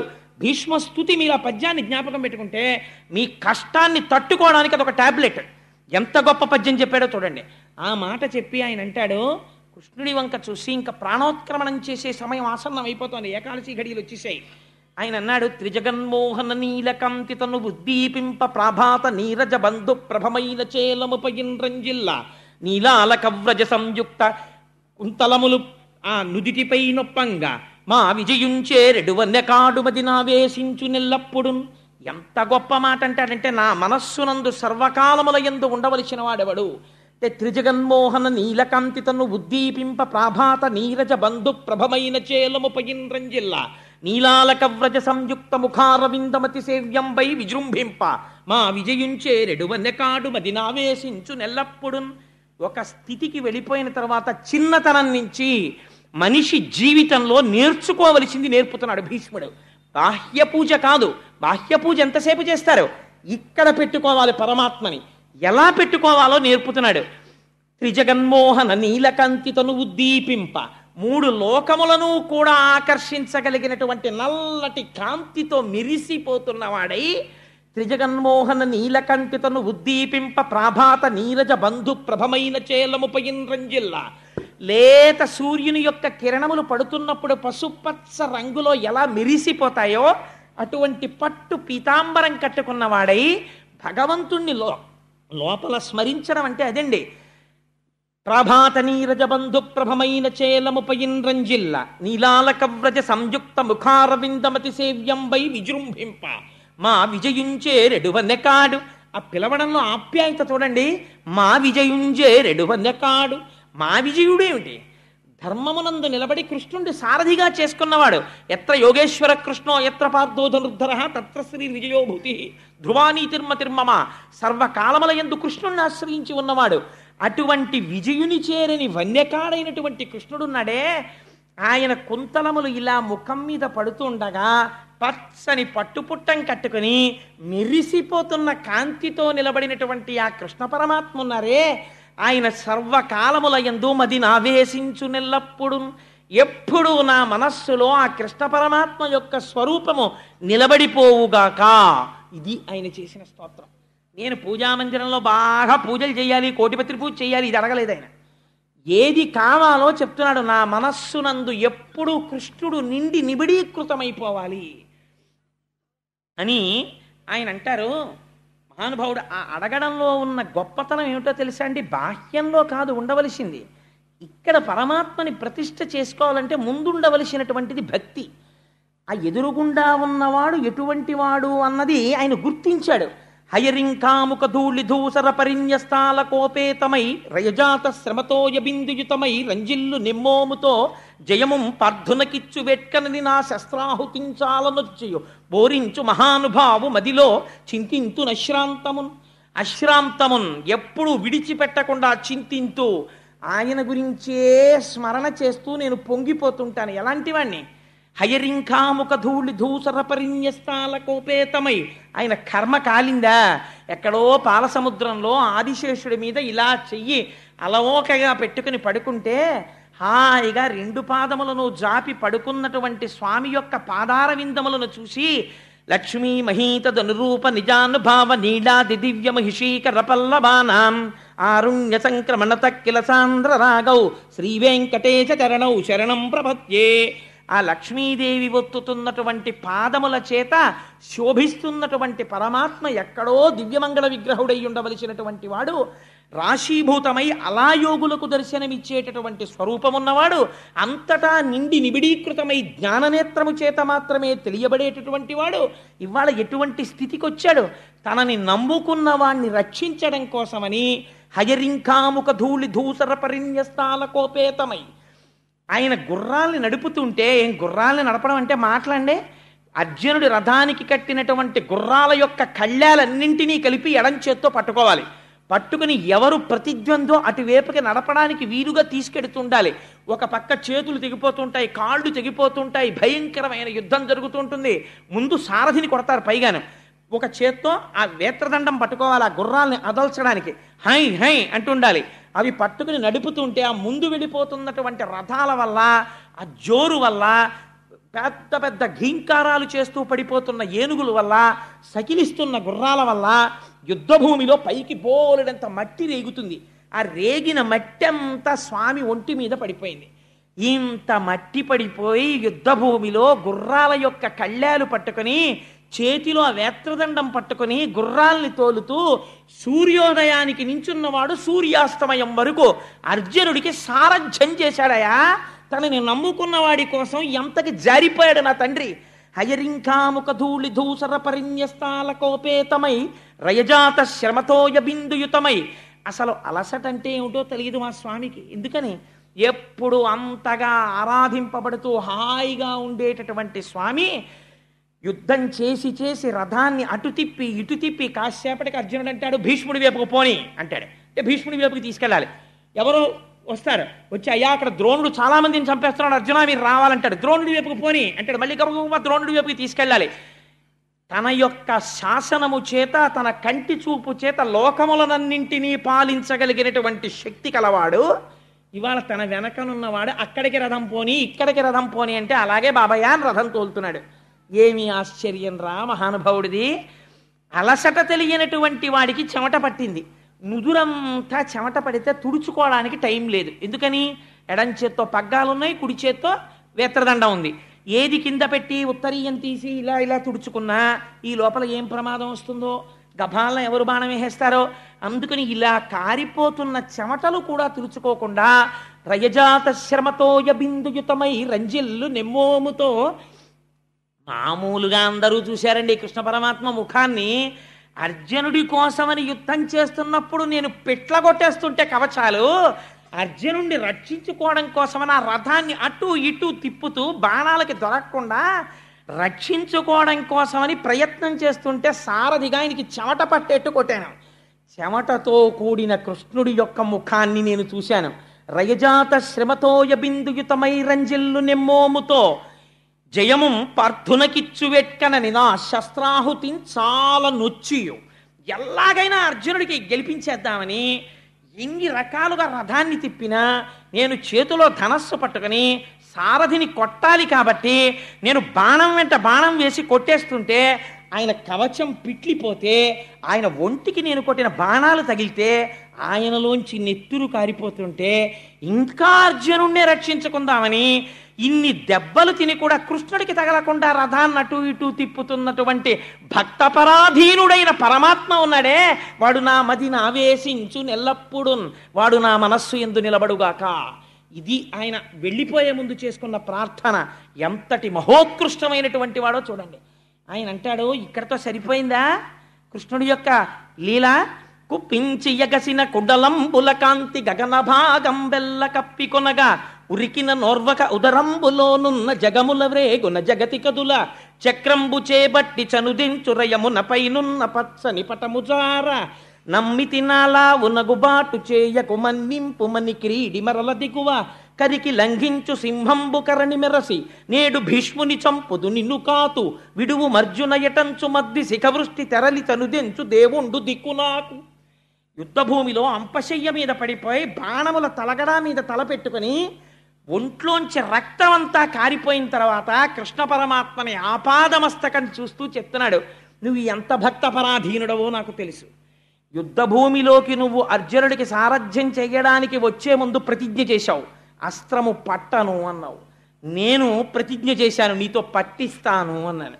నువ్వెలా పడతావో నాకు తెలుసు. నేనేం చేశానో తెలుసా? 10వ రోజు యుద్ధంలో అర్జునుడి మీద బాణ పరంపర కురిపించి కొట్టేశాను. అర్జునుడిని కొట్టేస్తే నువ్వు తప్పించగలిగినంతసేపు తప్పించి వెనక్కి తిరిగి చూసావు. అసలు అర్జునుడు ఏమైనా యుద్ధం చేస్తున్నాడా అని అనుమానం వచ్చింది. వెనక్కి తిరిగి చూస్తే పూచిన మోదుగు చెట్టులా రక్తం కారిపోతోంది బాణాలతోటి. అంతే. ఎందుకు వచ్చింది నీకు కోపం? నిన్ను నమ్ముకున్నవాణ్ణి నేను కొట్టానని కోపం వచ్చేసింది. ఆ కోపంలో నీ ఒడలు నీవు మరిచిపోయావు పరమాత్మ. అంత భక్త పరాధీనుడివయ్యా నువ్వు. ఆ రోజున ఏం చేశావు? కుప్పించి ఎగసిన కుండలం పులకాంతి గగన భాగం బెల్ల కప్పికొన్నగా లైవ్ టెలికాస్ట్ ఇచ్చేస్తున్నాడు మహానుభావుడు. ఒక్కసారి ఆ ఎడం చేతిలో పట్టుకున్న కళ్ళాలు విసిరవతల పారేసి ఆ వేత్రదండాన్ని నేలకేసి కొట్టి ఇలా కూర్చుని సారథ్యం చేస్తున్నవాడు ఒక్కసారి రథంలోంచి కిందకి గభాల దూకేసేట.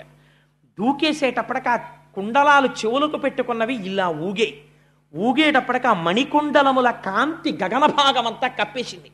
గగన భాగం బెల్ల కప్పికొన్నగా ఉరికిన ఓర్వక ఉదరంబులోనున్న జగముల వ్రేగున జగతి కదుల. అన్ని భువన భాండాలు నీ కడుపులో ఉన్నాయి కదా. నువ్వు ఒక్కసారి దూకేసేటప్పటికీ బ్రహ్మాండములన్నీ ఇలా కదిలి అలా దూకేశావు ఆ రోజున. ఉరికిన నోర్వక నుదరంబులోనున్న జగముల వ్రేగున జగతి కదుల.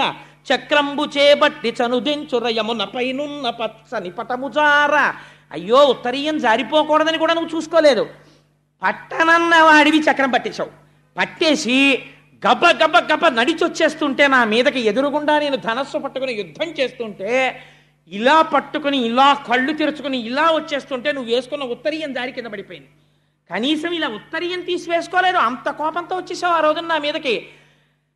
అప్పుడు నమ్మి తినాలా ఉనగుబాటు చేయకు మన్నింపుమని క్రీడి మరల దిగువ.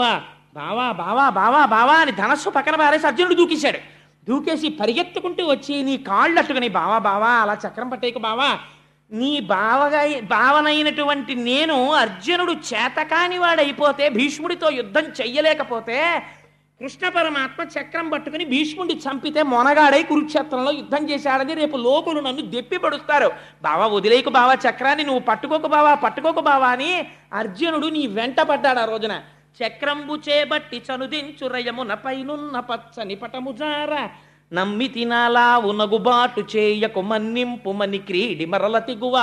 కరికి లంఘించు సింహంబు కరణి మెరసి నేడు భీష్ముని చంపుతు నిన్ను కాతు. విడువు మర్జున ఎటంచు మద్ది శిఖవృష్టి తెరలి చనుదెంచు దేవుండు దికునాకు. సింహం ఏనుగుని చంపేటప్పుడు శాతన కగ్రఖండితల సన్మజ కుంజర కుంభముక్త ముక్తాతత శైల అంటారు తిక్కన గారు. అలా ఒక్కసారి ఎగిరి సన్నటి నడువుతో దూకి ఆ ఏనుగు యొక్క కుంభస్థలం మీద కూర్చుని పంజాతో కొట్టి చీల్చేసి ముత్యాల్ని పైకి తీసినట్టు ఆనాడు ఏనుగు మీద దూకుతున్న సింహం అన్నట్టుగా నువ్వు చక్రం పట్టుకుని గబ గబ వెళ్ళిపోతూ అర్జునుడు ఎదురొచ్చి కాళ్ళ మీద పడిపోతే ఊరుకో అర్జున పక్కకిలే చంపేస్తాను వాడి భీష్ముడిని ఏమనుకుంటున్నాడో, నీ మీద బాణాలేస్తాడా, నిన్ను కాపాడతాను భీష్ముడిని చంపేస్తాను, నేను ఎవరో తెలిసిపోయినా సరే ప్రపంచానికి చక్రం పట్టుకుని చంపవతల పారేయాల్సిందే ఇవాళ ఏమనుకుంటున్నాడు, నేను నీ రథం మీద నిలబడి ఉండగా నిన్ను కొట్టడమా అని బయటపడిపోయాడా ఆ రోజున. భక్తులకు ఎంత పరాధీనుడో అలా మాట్లాడచ్చా, అందరికీ తెలిసిపోదు అర్జునుడి పక్షం కృష్ణుడని. అప్పుడేమో బావా ఎప్పుడు వచ్చి తీవు మునుముందుగా అర్జును నేను చూచి తిన్ అని అంత టకరదనం ప్రదర్శించాడు. ఎంతో నైపుణ్యంతో సమానంగా ఇచ్చినట్టు చెప్పాడు. ఇప్పుడు బయటపడిపోట్లా ఎవరి పక్షమో అని కూడా చూసుకోకుండా నేడు భీష్ముని చంపుతు నిన్ను కాతు విడువు మర్జున ఎటంచు మద్ది శిఖవృష్టి తెరలి చనుదెంచు దేవుండు దిక్కు నాకు. ఆ భక్త పరాధీనుడై ఆ రోజున అన్నీ మరిచిపోయి అర్జునుడిని రక్షించడానికి తన ప్రతిజ్ఞ భంగం చేసేసి చక్రం పట్టుకుని దూకేసి నా మీదకొచ్చేటట్టు చేసిన ఘనత నాదే. అలాంటి కృష్ణుడిని నేను చూశాను రథంలో కూర్చుని యుద్ధం చేస్తూ. ఆ మూర్తి నా కళ్ళల్లో ఉండిపోయింది. మనకి ఉండిపోగలదు ఆ పద్యం నేర్చుకుంటే శిశపద్యం. అలాంటి కృష్ణుడు ఉన్నాడే భక్త పరాధీనుడై యుద్ధ భూమిలో నడిచొచ్చేసిన నా స్వామి. ఇది ఎవరు గీయగలరండి? ఏ చిత్రకారుడు గీయగలడండి? నిజంగా అలాంటి పటాన్ని గీసినవాడు ఉంటే అది ఎన్ని ఇళ్లల్లో పెట్టుకోవలసినటువంటి పటం అండి నిజంగా. అలాంటి పరమాత్మ అటువంటి దేవుడున్నాడే కృష్ణుడు అనలేదు. పొద్దున స్వామి అన్నారే సమస్త ఇంద్రియములకు శక్తి ఇచ్చి అంతటా వ్యాపించిన వాడు ఒక ఆకారమును తీసుకుంటే వాడే వాడని నేను గుర్తుపట్టాను. భక్తుల కోసం అంత జారిపోయినవాడు, అంతకి దిగిపోయినవాడు, ఆయన్ని నమ్ముకున్న నన్ను మాత్రం రక్షించడా? నాకెవరు దిక్కు? ఈ అంపశయ్య మీద పడిపోయి ఉండగా వాడే నాకు దిక్కు. అట్టి దేవుండు దిక్కు నాకు అని ఆయన అంటాడు. ఆ అర్జునుడు యుద్ధానికి వచ్చినప్పుడు చాలా పెద్ద మొనగాడిలా యుద్ధానికి వచ్చాడు, మహావీరుడిలా యుద్ధానికి వచ్చాడు. కానీ తీరా యుద్ధానికి వచ్చిన తరువాత అటుపక్క దుర్యోధనుడి సైన్యం ఉంది, ఇటుపక్క పాండవుల సైన్యం ఉంది. మధ్యలో రథాన్ని నిలబెట్టారు. తీరా నిలబెట్టిన తరువాత తనవారి చంపజాలక వెనుకకు పో నిచ్చు విజయుని శంకన్ ఘనయోగ విద్యబాపిన మునివంజుని పాద భక్తియ సగునునా యొనయును నాకున్.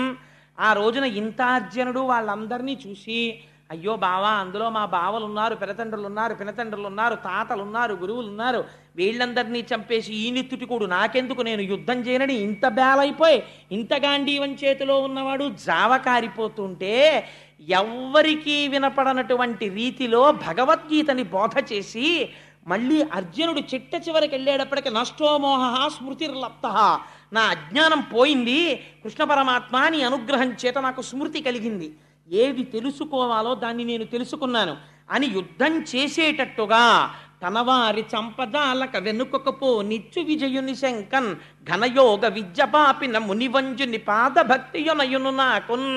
అటువంటి మహాపురుషుడున్నాడే, అజ్ఞానమును బోధించినటువంటి భగవద్గీతా శాస్త్రం, సమస్త ఉపనిషత్తుల యొక్క సారాంశమైనటువంటి ఆ భగవద్గీత ప్రబోధం చేసినటువంటి కృష్ణ పరమాత్మ యొక్క పాదారవిందములయందు సర్వకాలములయందు నాకు భక్తి కలుగుగాక అని ప్రార్థన చేసి ఆయన అంటాడు, తనకున్మృత్యుడు వినికాచుట మహాధర్మంబు ఒమ్మంచు అర్జున సారథ్యము పూని పగ్గముల సజ్జోగంబునన్ పట్టుచున్ ములికోలన్ వడిపూని ఘోటకములన్ మోదించి తాడించుచున్ జనులన్ మోహమునందచేయు మహాపురుషున్ సేవించదన్ అంటాడు. ఎంత చిత్రమైన పద్యమో చూడండి. అక్కడికి వెళ్ళినప్పుడు ఎంత చిత్రం జరిగిందంటేట, కురుక్షేత్ర యుద్ధంలో ఆ రథాన్ని పట్టుకొని నిలబడ్డాడు. తీరా నిలబడిన తరువాత దేనికి ఒప్పుకున్నాడు? ప్రపంచంలో 2 పదవులు చేయడానికి ఎవ్వరూ ఒప్పుకోరు. అంటే అవి కొంచెం దిగువ స్థాయిలో ఉండేటటువంటి పదవులు అని భావిస్తారు. కానీ వాటికి ఉండే గౌరవం వాటికి ఉంది. ఒకటి, ఎవ్వరూ కూడా తక్కువ పోస్టుగా భావించేది మెసెంజర్. మెసెంజర్ అంటే ఒక చోటు నుంచి ఫైల్ని ఇంకో చోటికి, లేకపోతే ఒక వార్తని ఒక చోటు నుంచి ఇంకో చోటికి పట్టుకెళ్ళేవాడిని మెసెంజర్ అని పిలుస్తాం. కాబట్టి ఆ ఉద్యోగం ఎవరు ఒప్పుకోరు. రెండోది డ్రైవర్. దానికి ఒక వేళ ఉండదు, పాలుండదు. ఆఫీసర్ గారికి ఎప్పుడు పని తగిలితే అప్పుడే అంతసేపు తిప్పవలసిందే. ఇవాళ సాయంకాలం కొంచెం ఇంటికి వచ్చేస్తారా అండి, శ్రావణ శుక్రవారం అని భార్య ఉందనుకోండి, నా చేతిలో ఏముంది, ఆయన ఎక్కడికి వెళ్తాడో ఇన్స్పెక్షన్కి అంటాడు. పాపం డ్రైవర్ గారి చేతిలో ఏముంటుంది? అందుకని 2 పోస్టులు చాలా క్లేశంతో కూడుకున్నవి. ఈ 2 చేయడానికి అంత తొందరగా ఒప్పుకోరు. కానీ ఈ 2 చేసి ఈ రెండింటినీ కూడా తనకి బిరుదులుగా పెట్టుకున్నాడు స్వామి. ఏమిటవి? ఒకటి పార్థసారథి, నేను గుర్రాలు నడిపానయా అని పోస్టు పెట్టుకున్నాడు. రెండవది పాండవ దూత, నేను వాళ్ళకి రాయబారిగా వెళ్ళాను అని చెప్పి ఒక పెద్ద బిరుదు ఒకటి తగిలించుకున్నాడు. అటువంటి పరమాత్మ ఈ 2 పదవులు చెయ్యడంలో ఎలా చేశాడో చెప్తున్నారు ఈ పద్యంలో భీష్మాచార్యుల వారు. ఆ మధ్యలో రథాన్ని నిలబెట్టి ఆ చేతిలో పగ్గాలు పట్టుకొని మునికోలన్ వడిబూని ఘోటకములన్ మోదించి తాడించుచున్. ఆ రథాన్ని నడపడానికి ఒక గమ్మత్తు ఉంటుందండి. మామూలుగా బస్సు నడపడం వేరు. బాగా చీకటి వేళ ఒక రాత్రి 9 గంటలకో 10 గంటలకో బయలుదేరిన బస్సు మరునాడు తెల్లవారకట్ట డెస్టినేషన్కి చేరేటట్టుగా వెళ్ళే బస్సులు ఉంటాయి, ఎక్స్ప్రెస్ బస్సులు, లగ్జరీ బస్సెస్ను. అలాంటి బస్సుని నడిపేటటువంటి డ్రైవర్కు ఉండవలసిన సమర్థత వేరు. ఎందుకో తెలుసా అండి, నేను ఒకసారి అనుభవించాను నా జీవితంలో.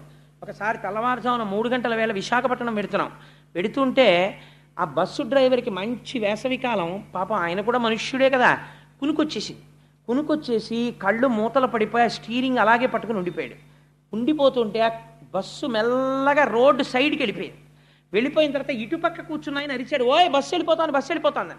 అతను కంగారు పడిపోయాడు.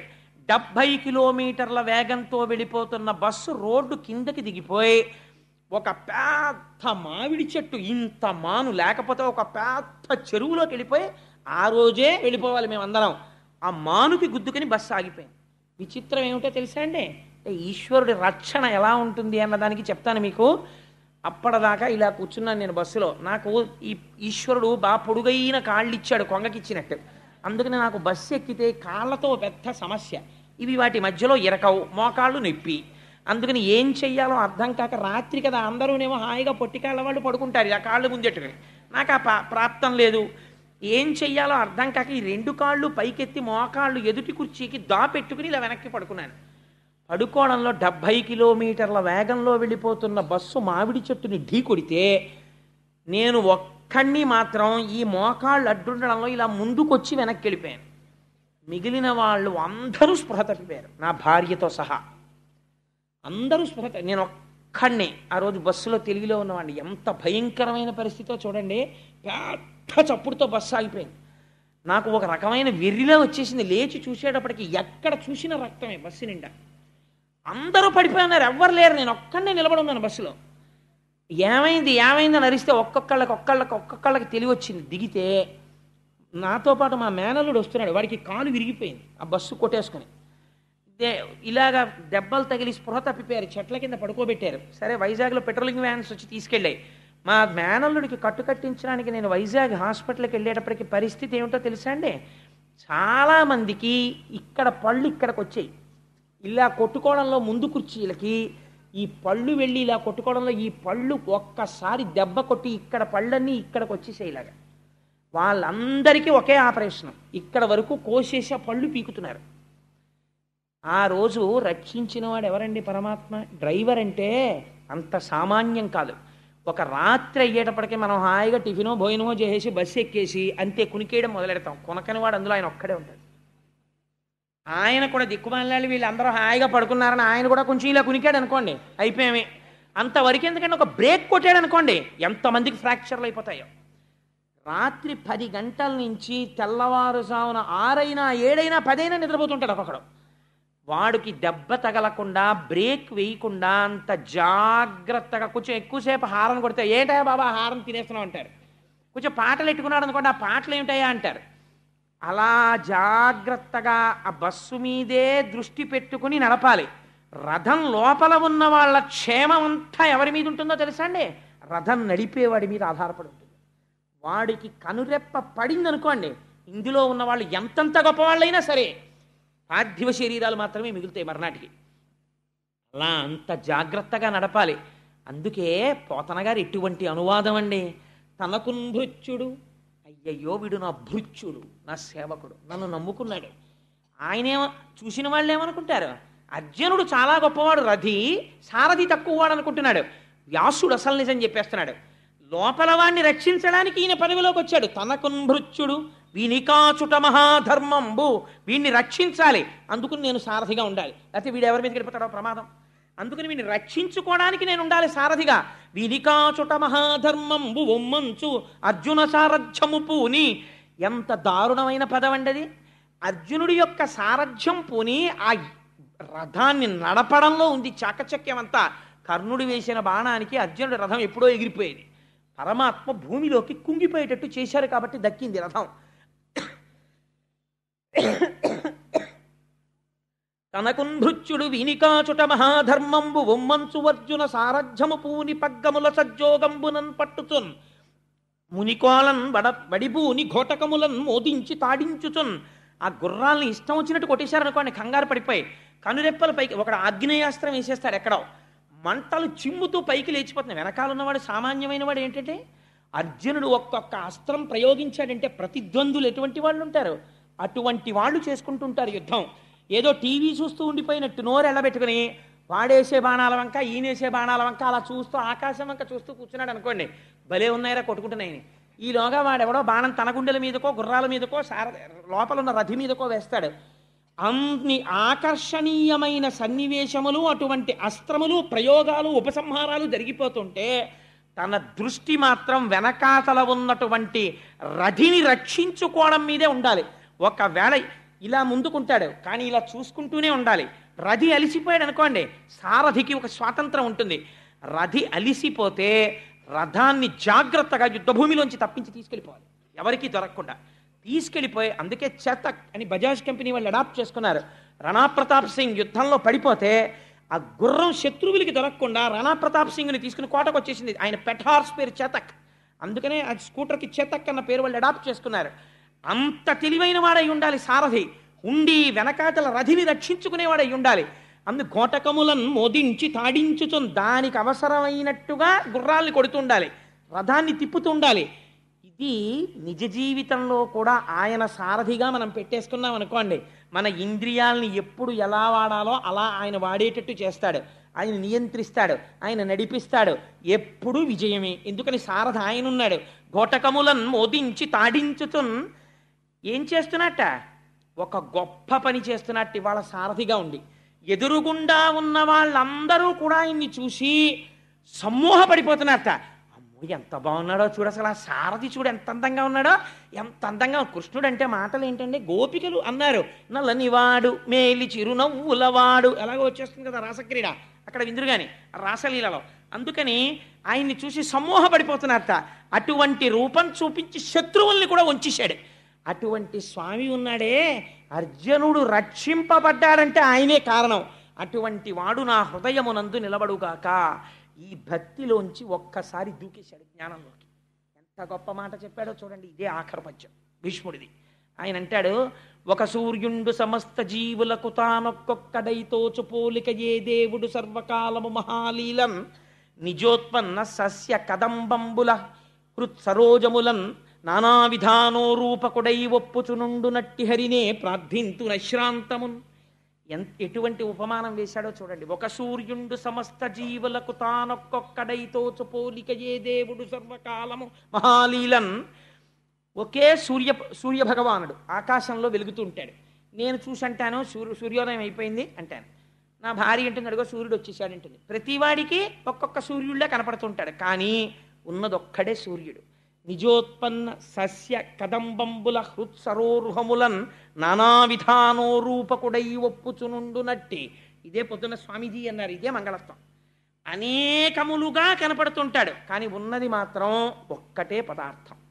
అనేకములుగా కనపడి ఒక్కడిగా ఉండి ఇంతమందికి ఇంతమంది సూర్యులులా కనపడిన వాడు ఉన్నదొక్కడే సూర్యుడైనట్టు, అంతటా వ్యాపించిన వాడు ఒక్కడే అయిన పరమాత్మ ఎవరున్నారో ఆయన పాదార విందముల యందు నా మనస్సు నిలబడుగాక అని అంతటా వ్యాపించి ఉన్నటువంటి విష్ణు భగవానుణ్ణి ఆరాధన చేసి చిట్ట చివర బొటన వేలు దగ్గర నుంచి ప్రాణాల్ని లాగేసి అష్టమి నాటికి హృదయమునందు నిక్షేపించి అట్టే పెట్టాడు.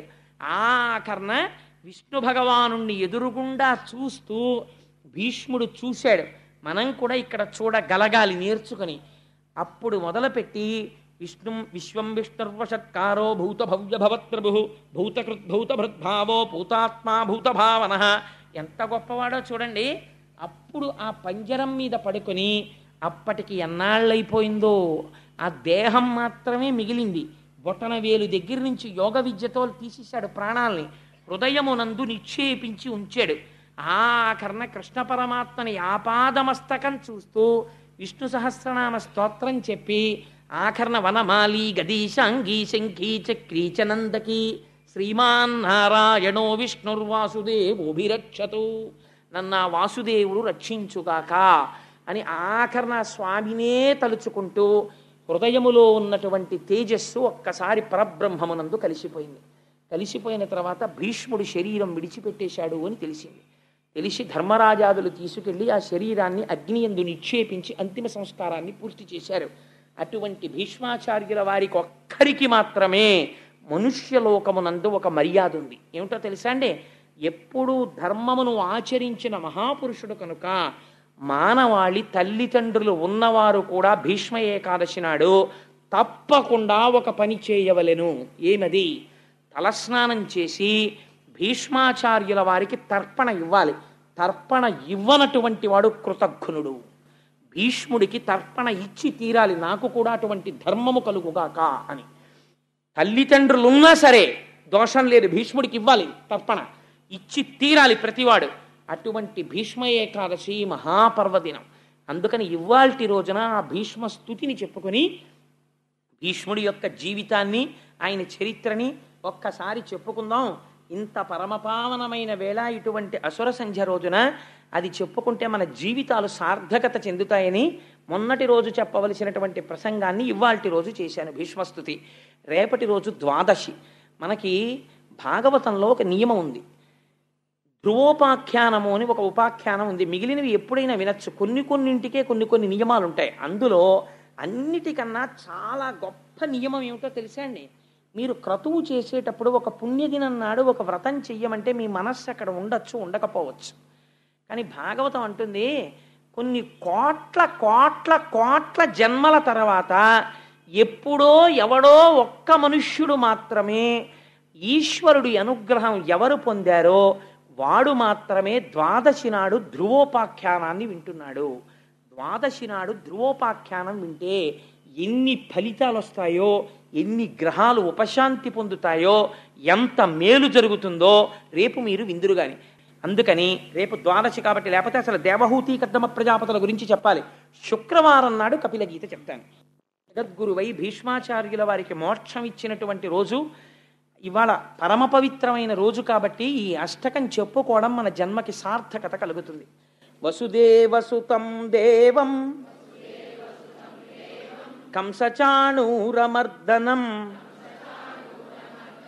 దేవకీ పరమానందం కృష్ణం వందే జగద్గురుం అతసీ పుష్పసంకాశం హారనూపురశోభితం రత్నకంకణకేయూరం కృష్ణం వందే జగద్గురుం మందారగంధ సంయుక్తం చారుహాసం చతుర్భుజం బర్హి పింఛావచూడాంగం కృష్ణం వందే జగద్గురుం ఉత్ఫుల్ల పద్మపత్రాక్షం నీలజీమూత సన్నిభం యాదవానాం శిరోరత్నం కృష్ణం వందే జగద్గురుం రుక్మిణీ కేళీ సంయుక్తం పీతాంబర శిశోభితం అవాప్త తులసీగంధం కృష్ణం వందే జగద్గురుం గోపికానాం కుచద్వంద్వం కుంకుమాంకితవక్షసం శ్రీనికేతం మహేశ్వాసం కృష్ణం వందే జగద్గురుం శ్రీవత్సాకం మహోరస్కం వనమాలా విరాజితం శంఖచక్రధరం దేవం కృష్ణం వందే జగద్గురుం కృష్ణాష్టకమిదం పుణ్యం ప్రాతరుత్థాయ యః పఠేత్ కోటి జన్మ కృతం పాపం స్మరణేన వినశ్యతి. సర్వం శ్రీ ఉమామహేశ్వర పరబ్రహ్మార్పణమస్తు. స్వస్తి.